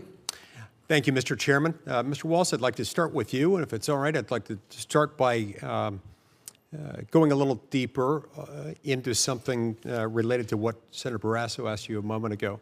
Membership of the UN's three-member Board of Auditors is currently shared by three countries: China, France, and Brazil. Now, this is a body that's appointed by the UN General Assembly, of course, and it's tasked with generating accurate accounts of UN funds and UN programs, where the money's going and so forth. But an audit is, of course, by definition, it's only as reliable as its auditor.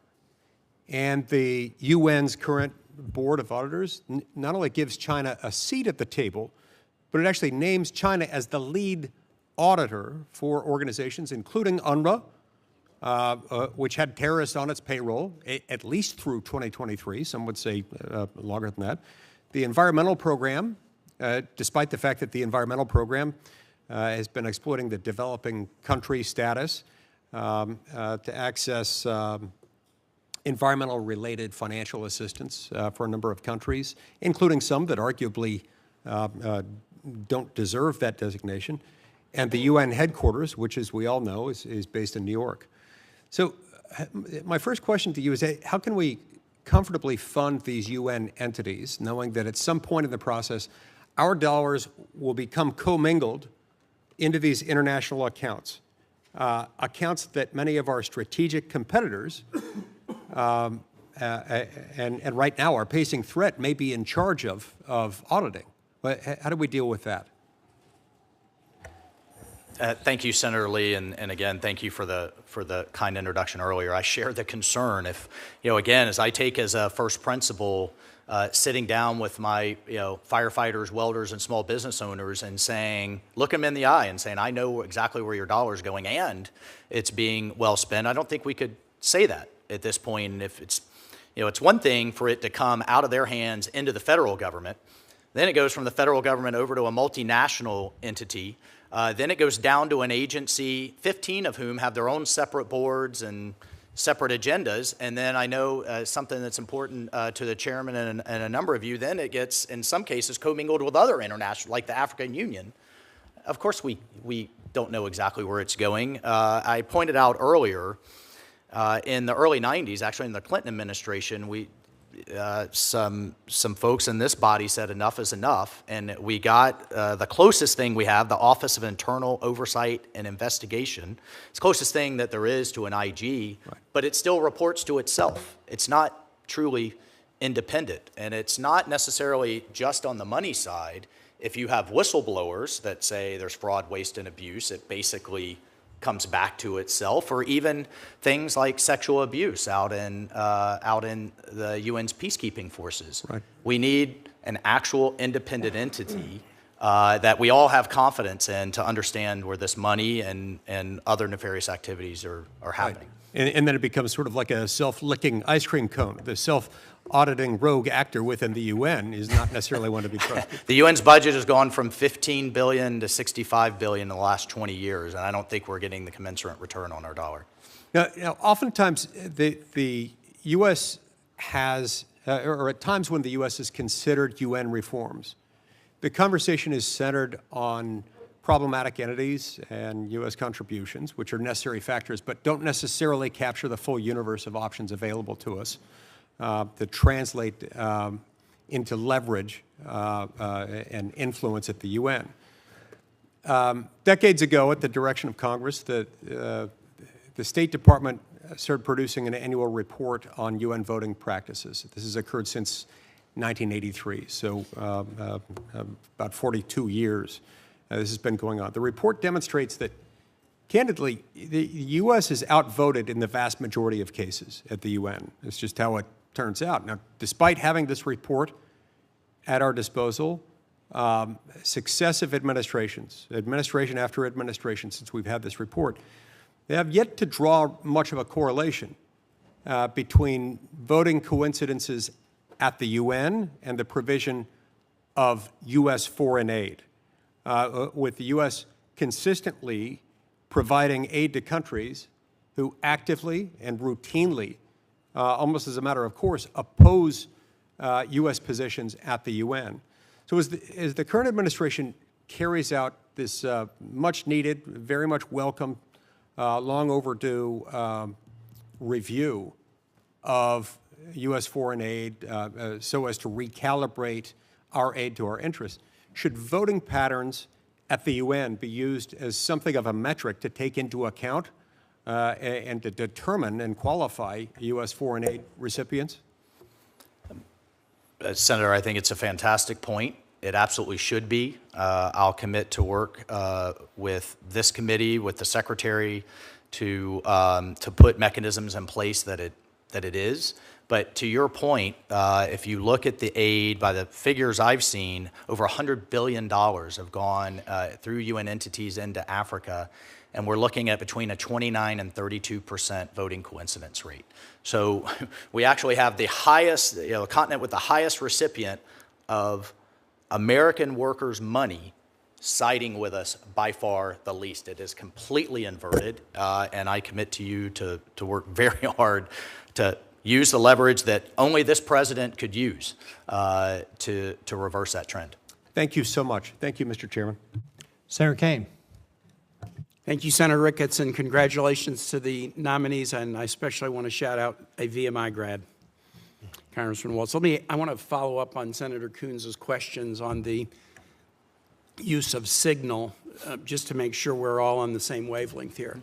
Signal is useful because it's encrypted, and a whole lot of people use Signal, and there's nothing wrong for it. But as far as I know, Signal has not been approved for use by U.S. government officials for the sharing of classified information. Is that correct? That is correct, Senator. Right. And you indicated... Thank you for the shout out on VMI, Rob Virginia Bell. Great institution. You indicated in your testimony that no classified information was shared, and I see nothing in the reporting about your situation to suggest that you shared classified information. I do see the question of, why did your office add the Atlantic reporter? That was an amateurish move, and I'm sure you've learned something from that. But on the question of whether classified information was shared, there are at least two DOD investigations. One, the DOD IG, and the second, Air Force, an investigation ongoing into whether Secretary Hegseth shared classified information. My understanding is those are ongoing. They haven't yet reached a conclusion, but they certainly haven't reached the conclusion that no classified information is shared. Am I wrong about that? Senator, thank you for the question. I shouldn't and can't comment on ongoing investigations. What I can do is echo Secretary Hegseth's testimony that no names, targets, locations, units, routes, sources, methods, no classified information from his perspective was shared. I got it. I'm sure Secretary Hegseth says he didn't share any classified information, but the fact of the matter is there are two investigations going on at the Pentagon precisely to determine in an objective and independent way whether classified information was shared. At a minimum, sharing attack plans with sensitive military information that shouldn't have been shared. There was an article that I just read that came out late yesterday that I would like to introduce in the record, Mr. Chair. It's the Trump administration is about to incinerate 500 tons of emergency food. It was published in The Atlantic yesterday. I'd like to introduce it in the record. Without objection. This really is a little bit more of a setup for the hearing we're going to have tomorrow with Michael Regas, but I just wanted to put it on the record so that he could be prepared to answer this question. The article suggests that 500 tons of food purchased by the United States to the tune of about $800,000 months ago, that are nutritional biscuits designed to stop children from starving, have been in a warehouse in Dubai for months and months and months. Senator Rubio has testified about that both here and in the House, that he would make sure that food purchased to keep kids from starving would not be allowed to spoil. The article suggests that this food is on the verge of spoliation and that the U.S. has not distributed it, but is instead planning to incinerate it. Now, I know Mr. Arrigo and Ms. Treddy have had nothing to do with this, and I assume, Representative Waltz, that this is not an issue that you've been involved in up to this point. Senator, it hasn't. Okay. Then let me ask a question that just is a values question to kind of level set. And I'll start with Mr. Arrigo, and I would just like to go across. I'm going to make a statement, and I want to ask if you agree with me or not. If the United States has purchased specialty foods designed to help kids from starving, we should deliver that food to kids rather than allow it to spoil and incinerate it. That's my view. Do you agree with me or not, Mr. Arrigo? Well, thank you very much for the question. Senator, as a private citizen, this is something I've just heard of today, and I haven't been briefed on this situation. I really don't know exactly the depth of what you're saying. So I would actually have to probably refer back to the Secretary Rubio, President Trump, and find out exactly where and what happened to this particular situation so I could answer you better. I'd hate to say something. Representative Waltz. Thank you. Senator, we should always be good stewards of the taxpayer dollars. And if it's been purchased, then I don't disagree it should be delivered. However, if you look at situations, and I think there's just more to dig into there, and I'm unaware, it's the first time hearing of it, but if you, for example, in Sudan, they have real distribution problems. You know, in Gaza, there's real distribution problems. So there could be a lot of starving kids in Sudan. Absolutely. Yeah. Ms. Treddy, how about you? What do you think? Thank you for the question, Senator. I agree with you.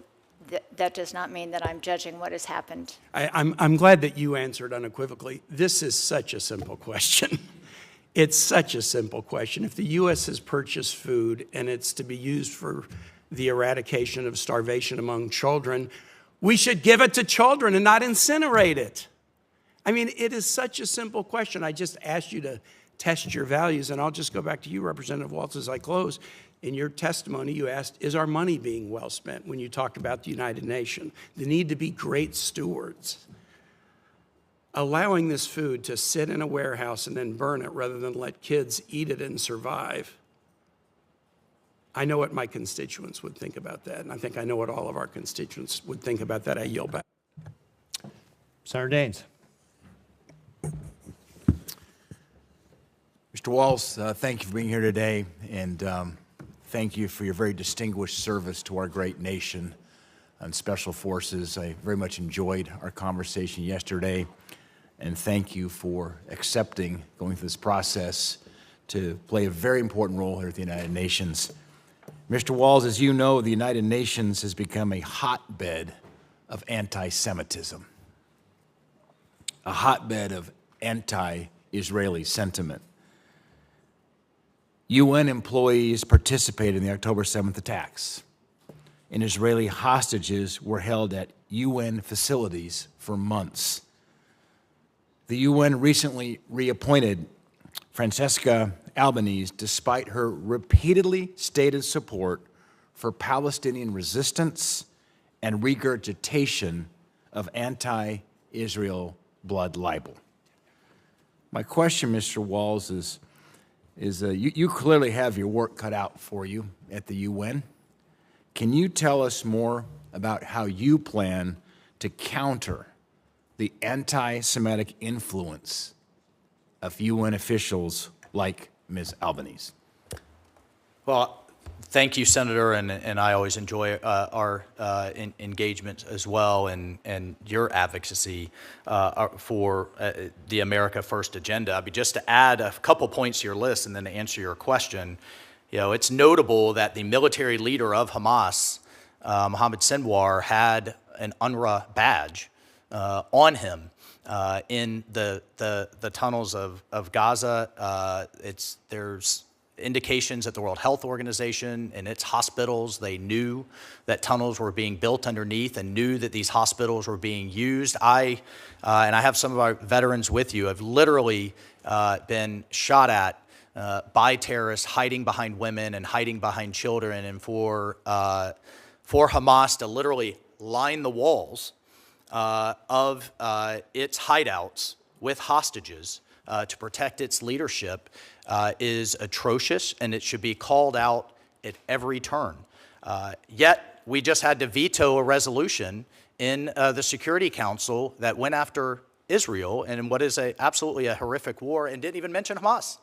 And certainly didn't mention the fact that its leaders deliberately sacrifice, as a matter of strategy and tactics, deliberately sacrifice their own people in order to turn world opinion against Israel. So I think probably the easiest way to answer your question is sunlight is often the best disinfectant, and to continue to spotlight it and use not only the platform that is this position, but I think one of the best communicators in the world, which is President Trump, Secretary Rubio, and the leadership in this administration to continue to call it out. Mr. Waltz, thank you, and I'm grateful that you have moral clarity on this important issue.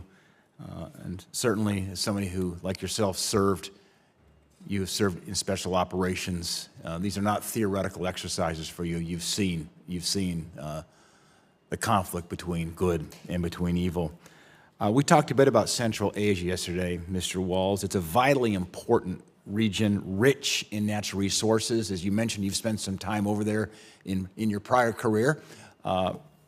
Much of those resources are untapped, and the region could be a valuable new partner for energy exports to Europe. The UN, unfortunately, has pushed Central Asian countries to only adopt really a radical green agenda instead of more a balanced approach of all the above energy. And these radical green development goals could hinder the growth and success of developing countries like we see in Central Asia. Mr. Waltz, how can you, as UN ambassador, ensure that Central Asia is encouraged to take advantage of its vast and considerable energy resources to foster a more sustainable and a prosperous future?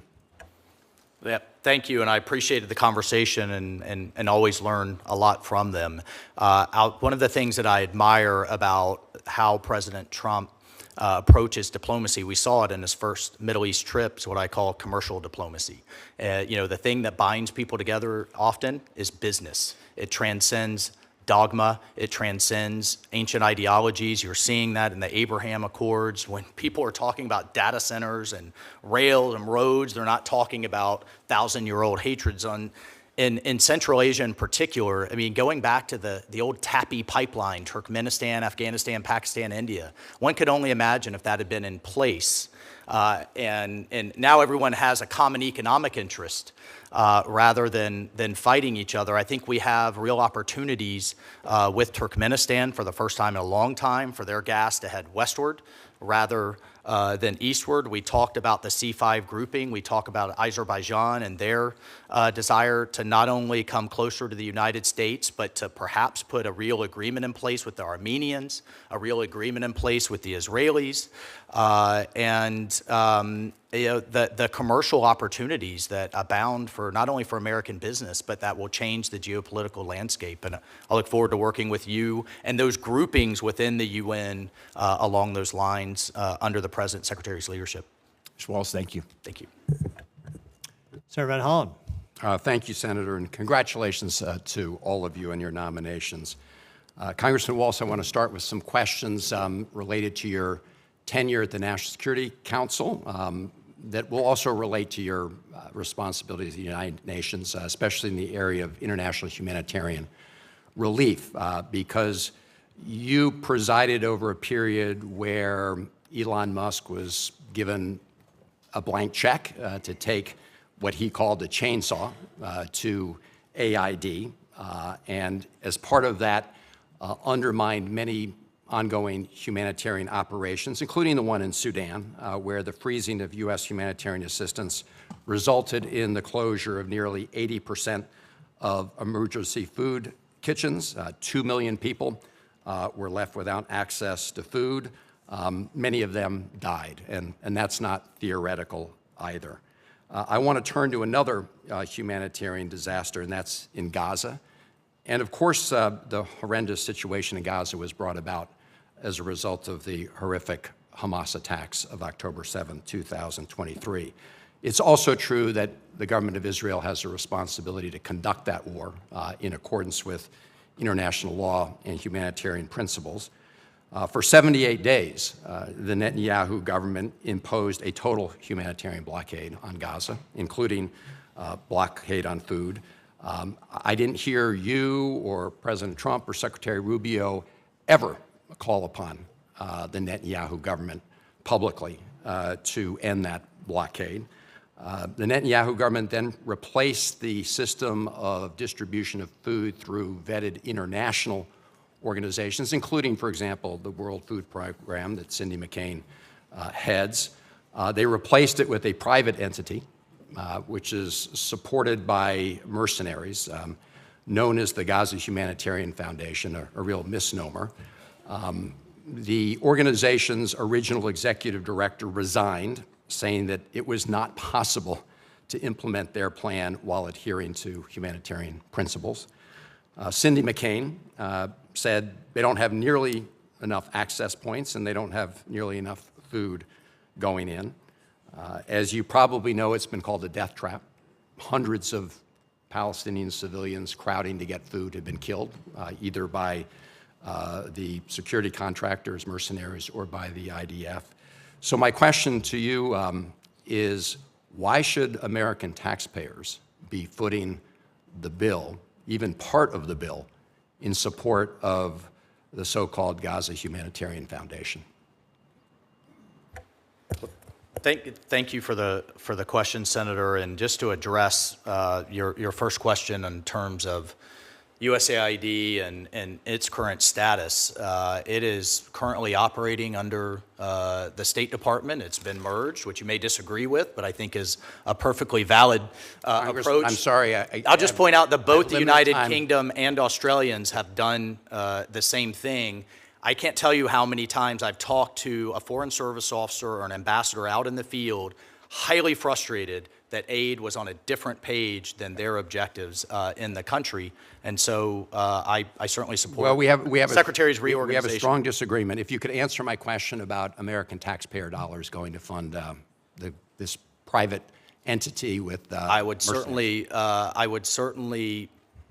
extend an appreciation in my heart out for a couple of veterans who were just attacked by Hamas with grenades as trying to distribute aid that I understand, according to reporting, works for this organization. I don't think this should be a zero sum. I do agree that is a humanitarian crisis in Gaza. I hope you would agree that Hamas could stop it tomorrow by laying down their arms and releasing the hostages. I agree, and we so let's support settle on that. Special Envoy Witkoff and his efforts to again bring a ceasefire, which he was able to bring. Look, you all said you were going to end the war in Gaza on day one. It's a long way from. Well, I have when one the other president question. said all hell to pay, let me it's the let first me ask time you that a we question. actually got a Congressman, ceasefire. I want to ask you a question on the West Bank. You saw that an American citizen was killed the other day by violent settlers. Did you see that report? I actually, Senator, to be honest with you, I did not see that report. All right. Do you agree that it's the responsibility of the United States government to ensure the accountability in the deaths of American citizens overseas? Senator, I would say it's a key function of any embassy or ambassador to ensure U.S. citizens are protected abroad. Okay. Well, I hope we will pursue that. You know, one of your first actions, along with the president, was to get rid of the Biden-era executive order that would impose sanctions on both violent settlers and violent Palestinian militants in the West Bank. And we've now had 5 Americans actually killed since October 7th in the West Bank, and no accountability. So I think when you withdrew that executive order, you sent a very bad signal. I hope we can work together to make sure that we protect all American citizens overseas. Senator Paul. Mr. Waltz, do you believe President Trump has the constitutional power to determine troop assignments? Thank you, Senator. And his Article 2 authority, I do. In the summer of 2020, there was much discussion and there have been statements by President Trump that he intended to draw down troops in Afghanistan. You were serving on the Armed Services Committee at that time, and Liz Cheney and Jason Crow put forward an amendment. And with that amendment, they attempted to circumscribe his power to assign troops.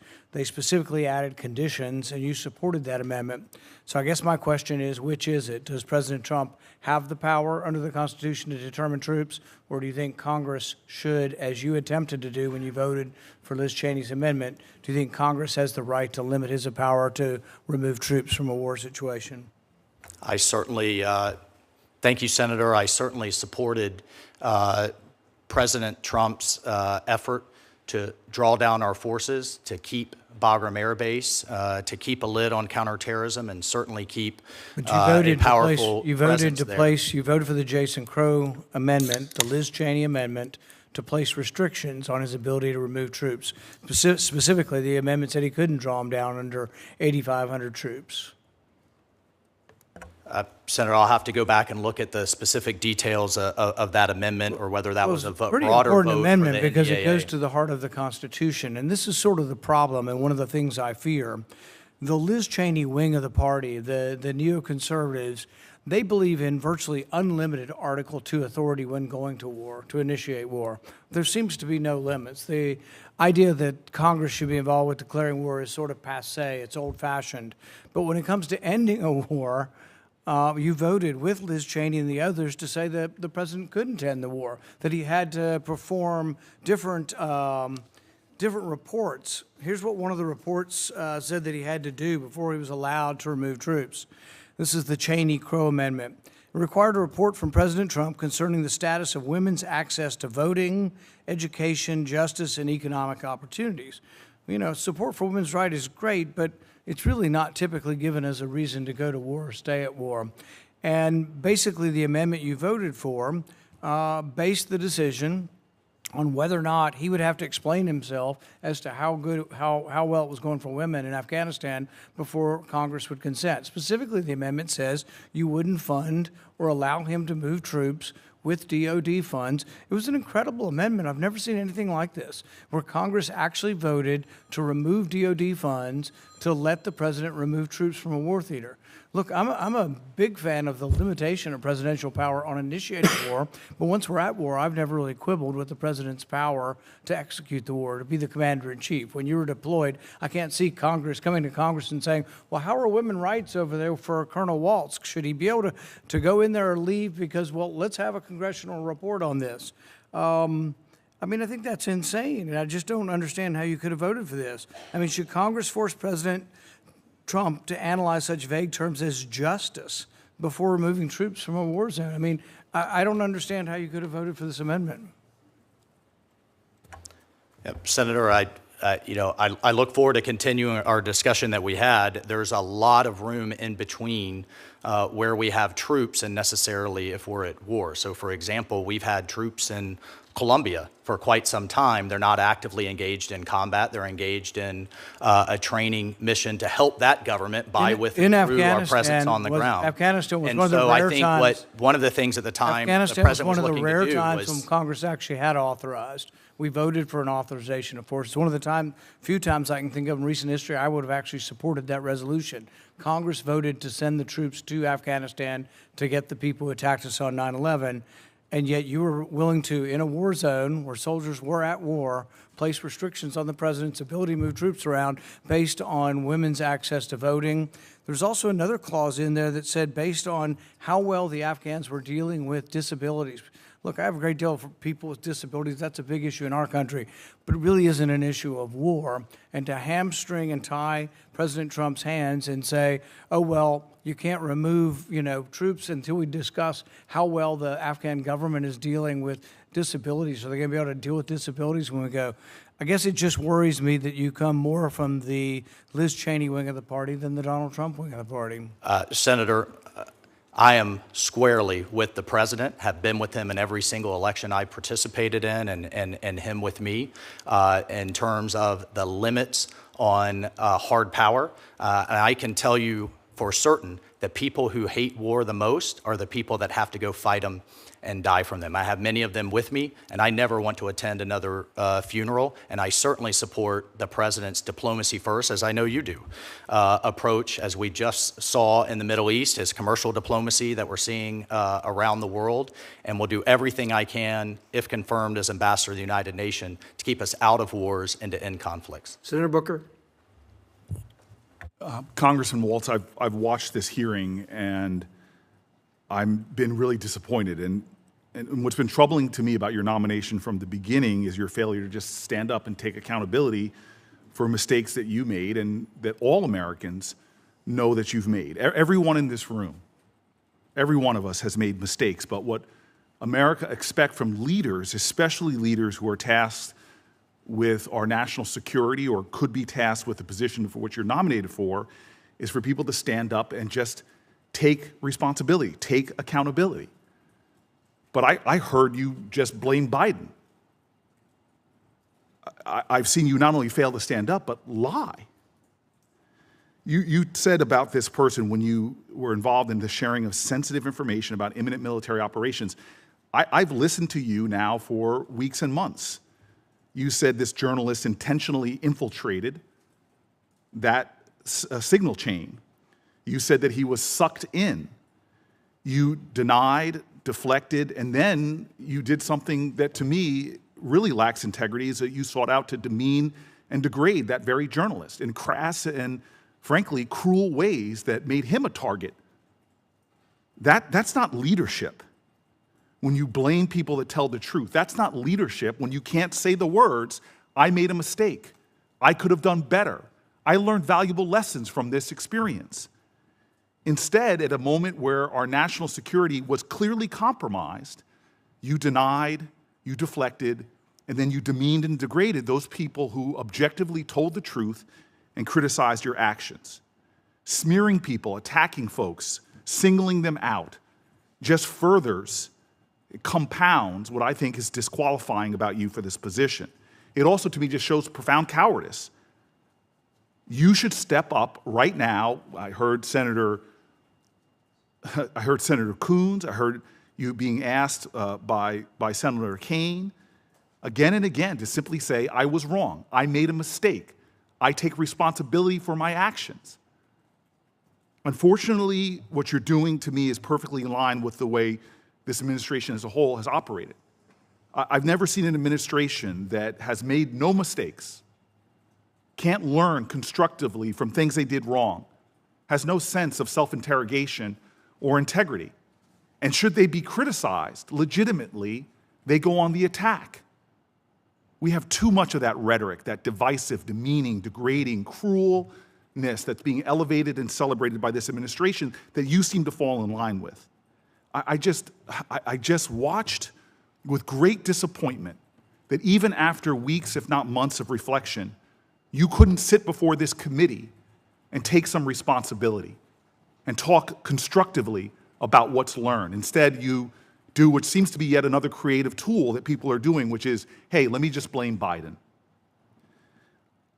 I want to take another moment to discuss concerns I have with this administration's approach to the United Nations and its dealings with African countries. Every country in the UN gets one vote in the General Assembly, no matter how large or small it is. So diplomacy and staffing at our State Department and their embassies really matter, but this administration has fired over 1,350 staff at the State Department, including whole offices that spearheaded multilateral affairs. Sub-Saharan Africa has alone, the member states have 49 votes. I've watched how China has done everything they can to court support at the United Nations and how we wonder why are so many countries voting against us. And I truly believe, and I've said this to the Secretary of State, that we need to start prioritizing African nations, start focusing on what I believe is urgently within our national interests, if not our national security interests. It seems to me that we are ceding and surrendering sub-Saharan Africa to China, who is stepping up more and more and filling in the void of our leadership. So I have no questions for you, sir. I have nothing but deep disappointment in what I consider a failure of leadership on your part.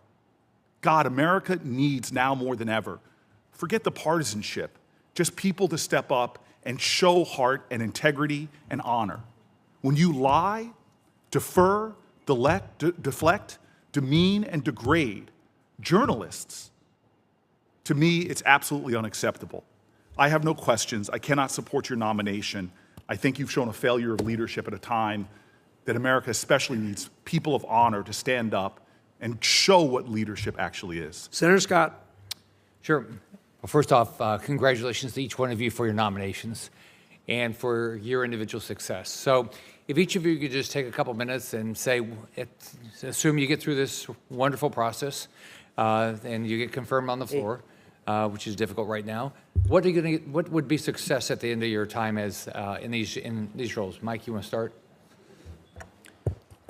Sure. Thank you, Senator. I appreciate your support. I appreciate the men and women that I've had to lead in combat, and I think the last thing they would call me is a coward. So I appreciate deeply our relationship, both for the good of Florida and for the good of the country. What does success look like in the UN? It looks like, again, under the President and Secretary's leadership, one, getting it back to actually solving problems. The things that we are seeing, the successes that we've seen under this president, a peace agreement in Africa, resolving what could have been a nuclear exchange between Pakistan and India, securing our border. Heck, even a water treaty that Mexico wasn't honoring that we established in 1944 for South Texan farmers. The ongoing efforts going from at least here to here in terms of Ukraine and Russia and trying to end that horrific conflict, a ceasefire with Israel and Iran. I could continue. I mean, it's been an amazing 6 months, and it's just beginning. Those should be dealt with in the UN. That should be the place where we're coming together. We've talked about the anti-Semitism that has to go. We've talked about the reforms in terms of these 80-plus agencies with often duplicative and wasteful mandates. I want to give some time to my colleagues here, but if I get just those things done in support of Secretary Rubio and the President, I think we'll have made a tremendous step forward. Mr. Reddy? What would you like to accomplish? What would be successful? Thank you, Senator Scott, for that question. First of all, our mission is to make the United States safer, stronger, and more prosperous. I am thrilled to have the opportunity, if approved, to represent the United States and Sweden. I think Sweden is a magnificent country, a magnificent partner of ours. I'm really anxious to look at our defense areas, whether it's stopping the shadow fleet in the Balkans, or working on the Arctic Circle. We forget that we're an Arctic nation, and we need to make sure that we're active up there. China is partnering with Russia to use that as a waterway, the new Silk Road as it is, and I want to make sure that we're focused up there and working through that with our Nordic neighbors. On the economic areas, I want to make sure that we continue to partner with our industries in the United States as well as those in Sweden. We have some great partnerships right now with Ericsson in the telecommunications area. Saab-Boeing partnership is exceptional, and I would like to build on that. IKEA is continuing to invest in the United States, and just recently we signed a TSA where we will have commercial satellites being deployed from Sweden with a commercial company called Firefly. So those are a few of the things that I'm looking forward to. Thank you for the question. Mr. Rigo. Thank you very much, Senator. Thank you very much for taking the time to speak with me the other day. I've been sitting on the bench for 7 months. I haven't done that in business, and I haven't done it in sports my whole life. And I am ecstatic, or maybe just overwhelmed with the fact that one day, if confirmed, I can get to Portugal and do the mission that President Trump and Secretary Rubio have entrusted in me. And I will let the people know, at the amazing people at the embassy there in Lisbon, that what they're going to get from, if confirmed, from this ambassador is going to be a lot of empathy, passion, and a lot of common sense. And I have just utmost respect for each and every one of them. That I've done some reading, some research, I've talked to some of the people there, and I just know that they're going to see that in me. And we're going to have wins. We have missions to accomplish. We're going to have a lot of wins, but I didn't come out of retirement to be miserable. Not only are we going to have wins, but we're going to have fun doing it, because I believe that's very, very important. I think a lot of things get done. And I'm not going to sit here right now and tell you I'm the best foreign relations scholar. I tell you, I feel like I'm a scholar of some, but I'm a student of most. And I will learn from those dedicated people at the embassy, and I will just be there to enhance and to continue the great work that they've been doing over the last several years, and I look forward, if confirmed, to being their leader. Thank you. Congratulations on each of your nominations. Good luck. Thank you, Senator. Mr. Reddy, I hope you'll communicate to the Swedish government how much we appreciate their joining NATO. They were disinclined to join NATO for a long time, and we'd been urging them for a long time to join NATO. They bring some real attributes to the organization, and frankly, as I was fighting that battle, the two recalcitrants that we had, I told them I'd rather trade them for both Sweden and Finland than have them in, which they weren't too happy to hear. But nonetheless, I hope you'll carry that appreciation that we have when you get there, please. So with that, Senator Rosen, you're up. Up, time's up.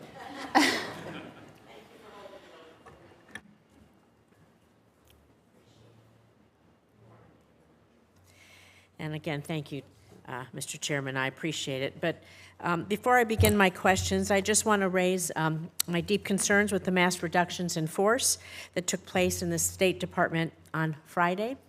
I find it particularly troubling that many of those who were let go worked on issues related to women, to human rights, and counterterrorism. And I do look forward to discussing this more in depth on this committee going forward. So, Congressman, I'm going to start with you because this morning it was reported, despite being removed from your role as National Security Advisor in May, removed from your role, right, not working, surprisingly, you've been on the White House payroll for the last few months. So throughout this hearing, you've made assertions that if confirmed, you would root out waste and unnecessary overhead at the UN. So can you confirm for us whether you've been receiving a salary from the White House since being let go at the NSA? Thank you, Senator. I was not fired. The president never said that, nor did the vice president. I was kept on as an advisor, transitioning a number of important activities, and now hope to be confirmed with the Senate's consent. So you're saying that you were not dismissed from your role, as was publicly reported, because it's also been publicly reported that you've been receiving almost $200,000 of the taxpayer money since you were dismissed from being the National Security Advisor. Well, the reporting, Senator, is fake news, which shouldn't surprise anyone. The president was clear. His announcement was, I will nominate fake news Mr. Waltz, and then the vice president was quite clear. So we're going to move on to UNESCO because we got a lot to talk about there. Undoubtedly, UNESCO has its flaws, including the history of anti-Israel bias. But the U.S. has also played a key role in defending Israel at the UN agency.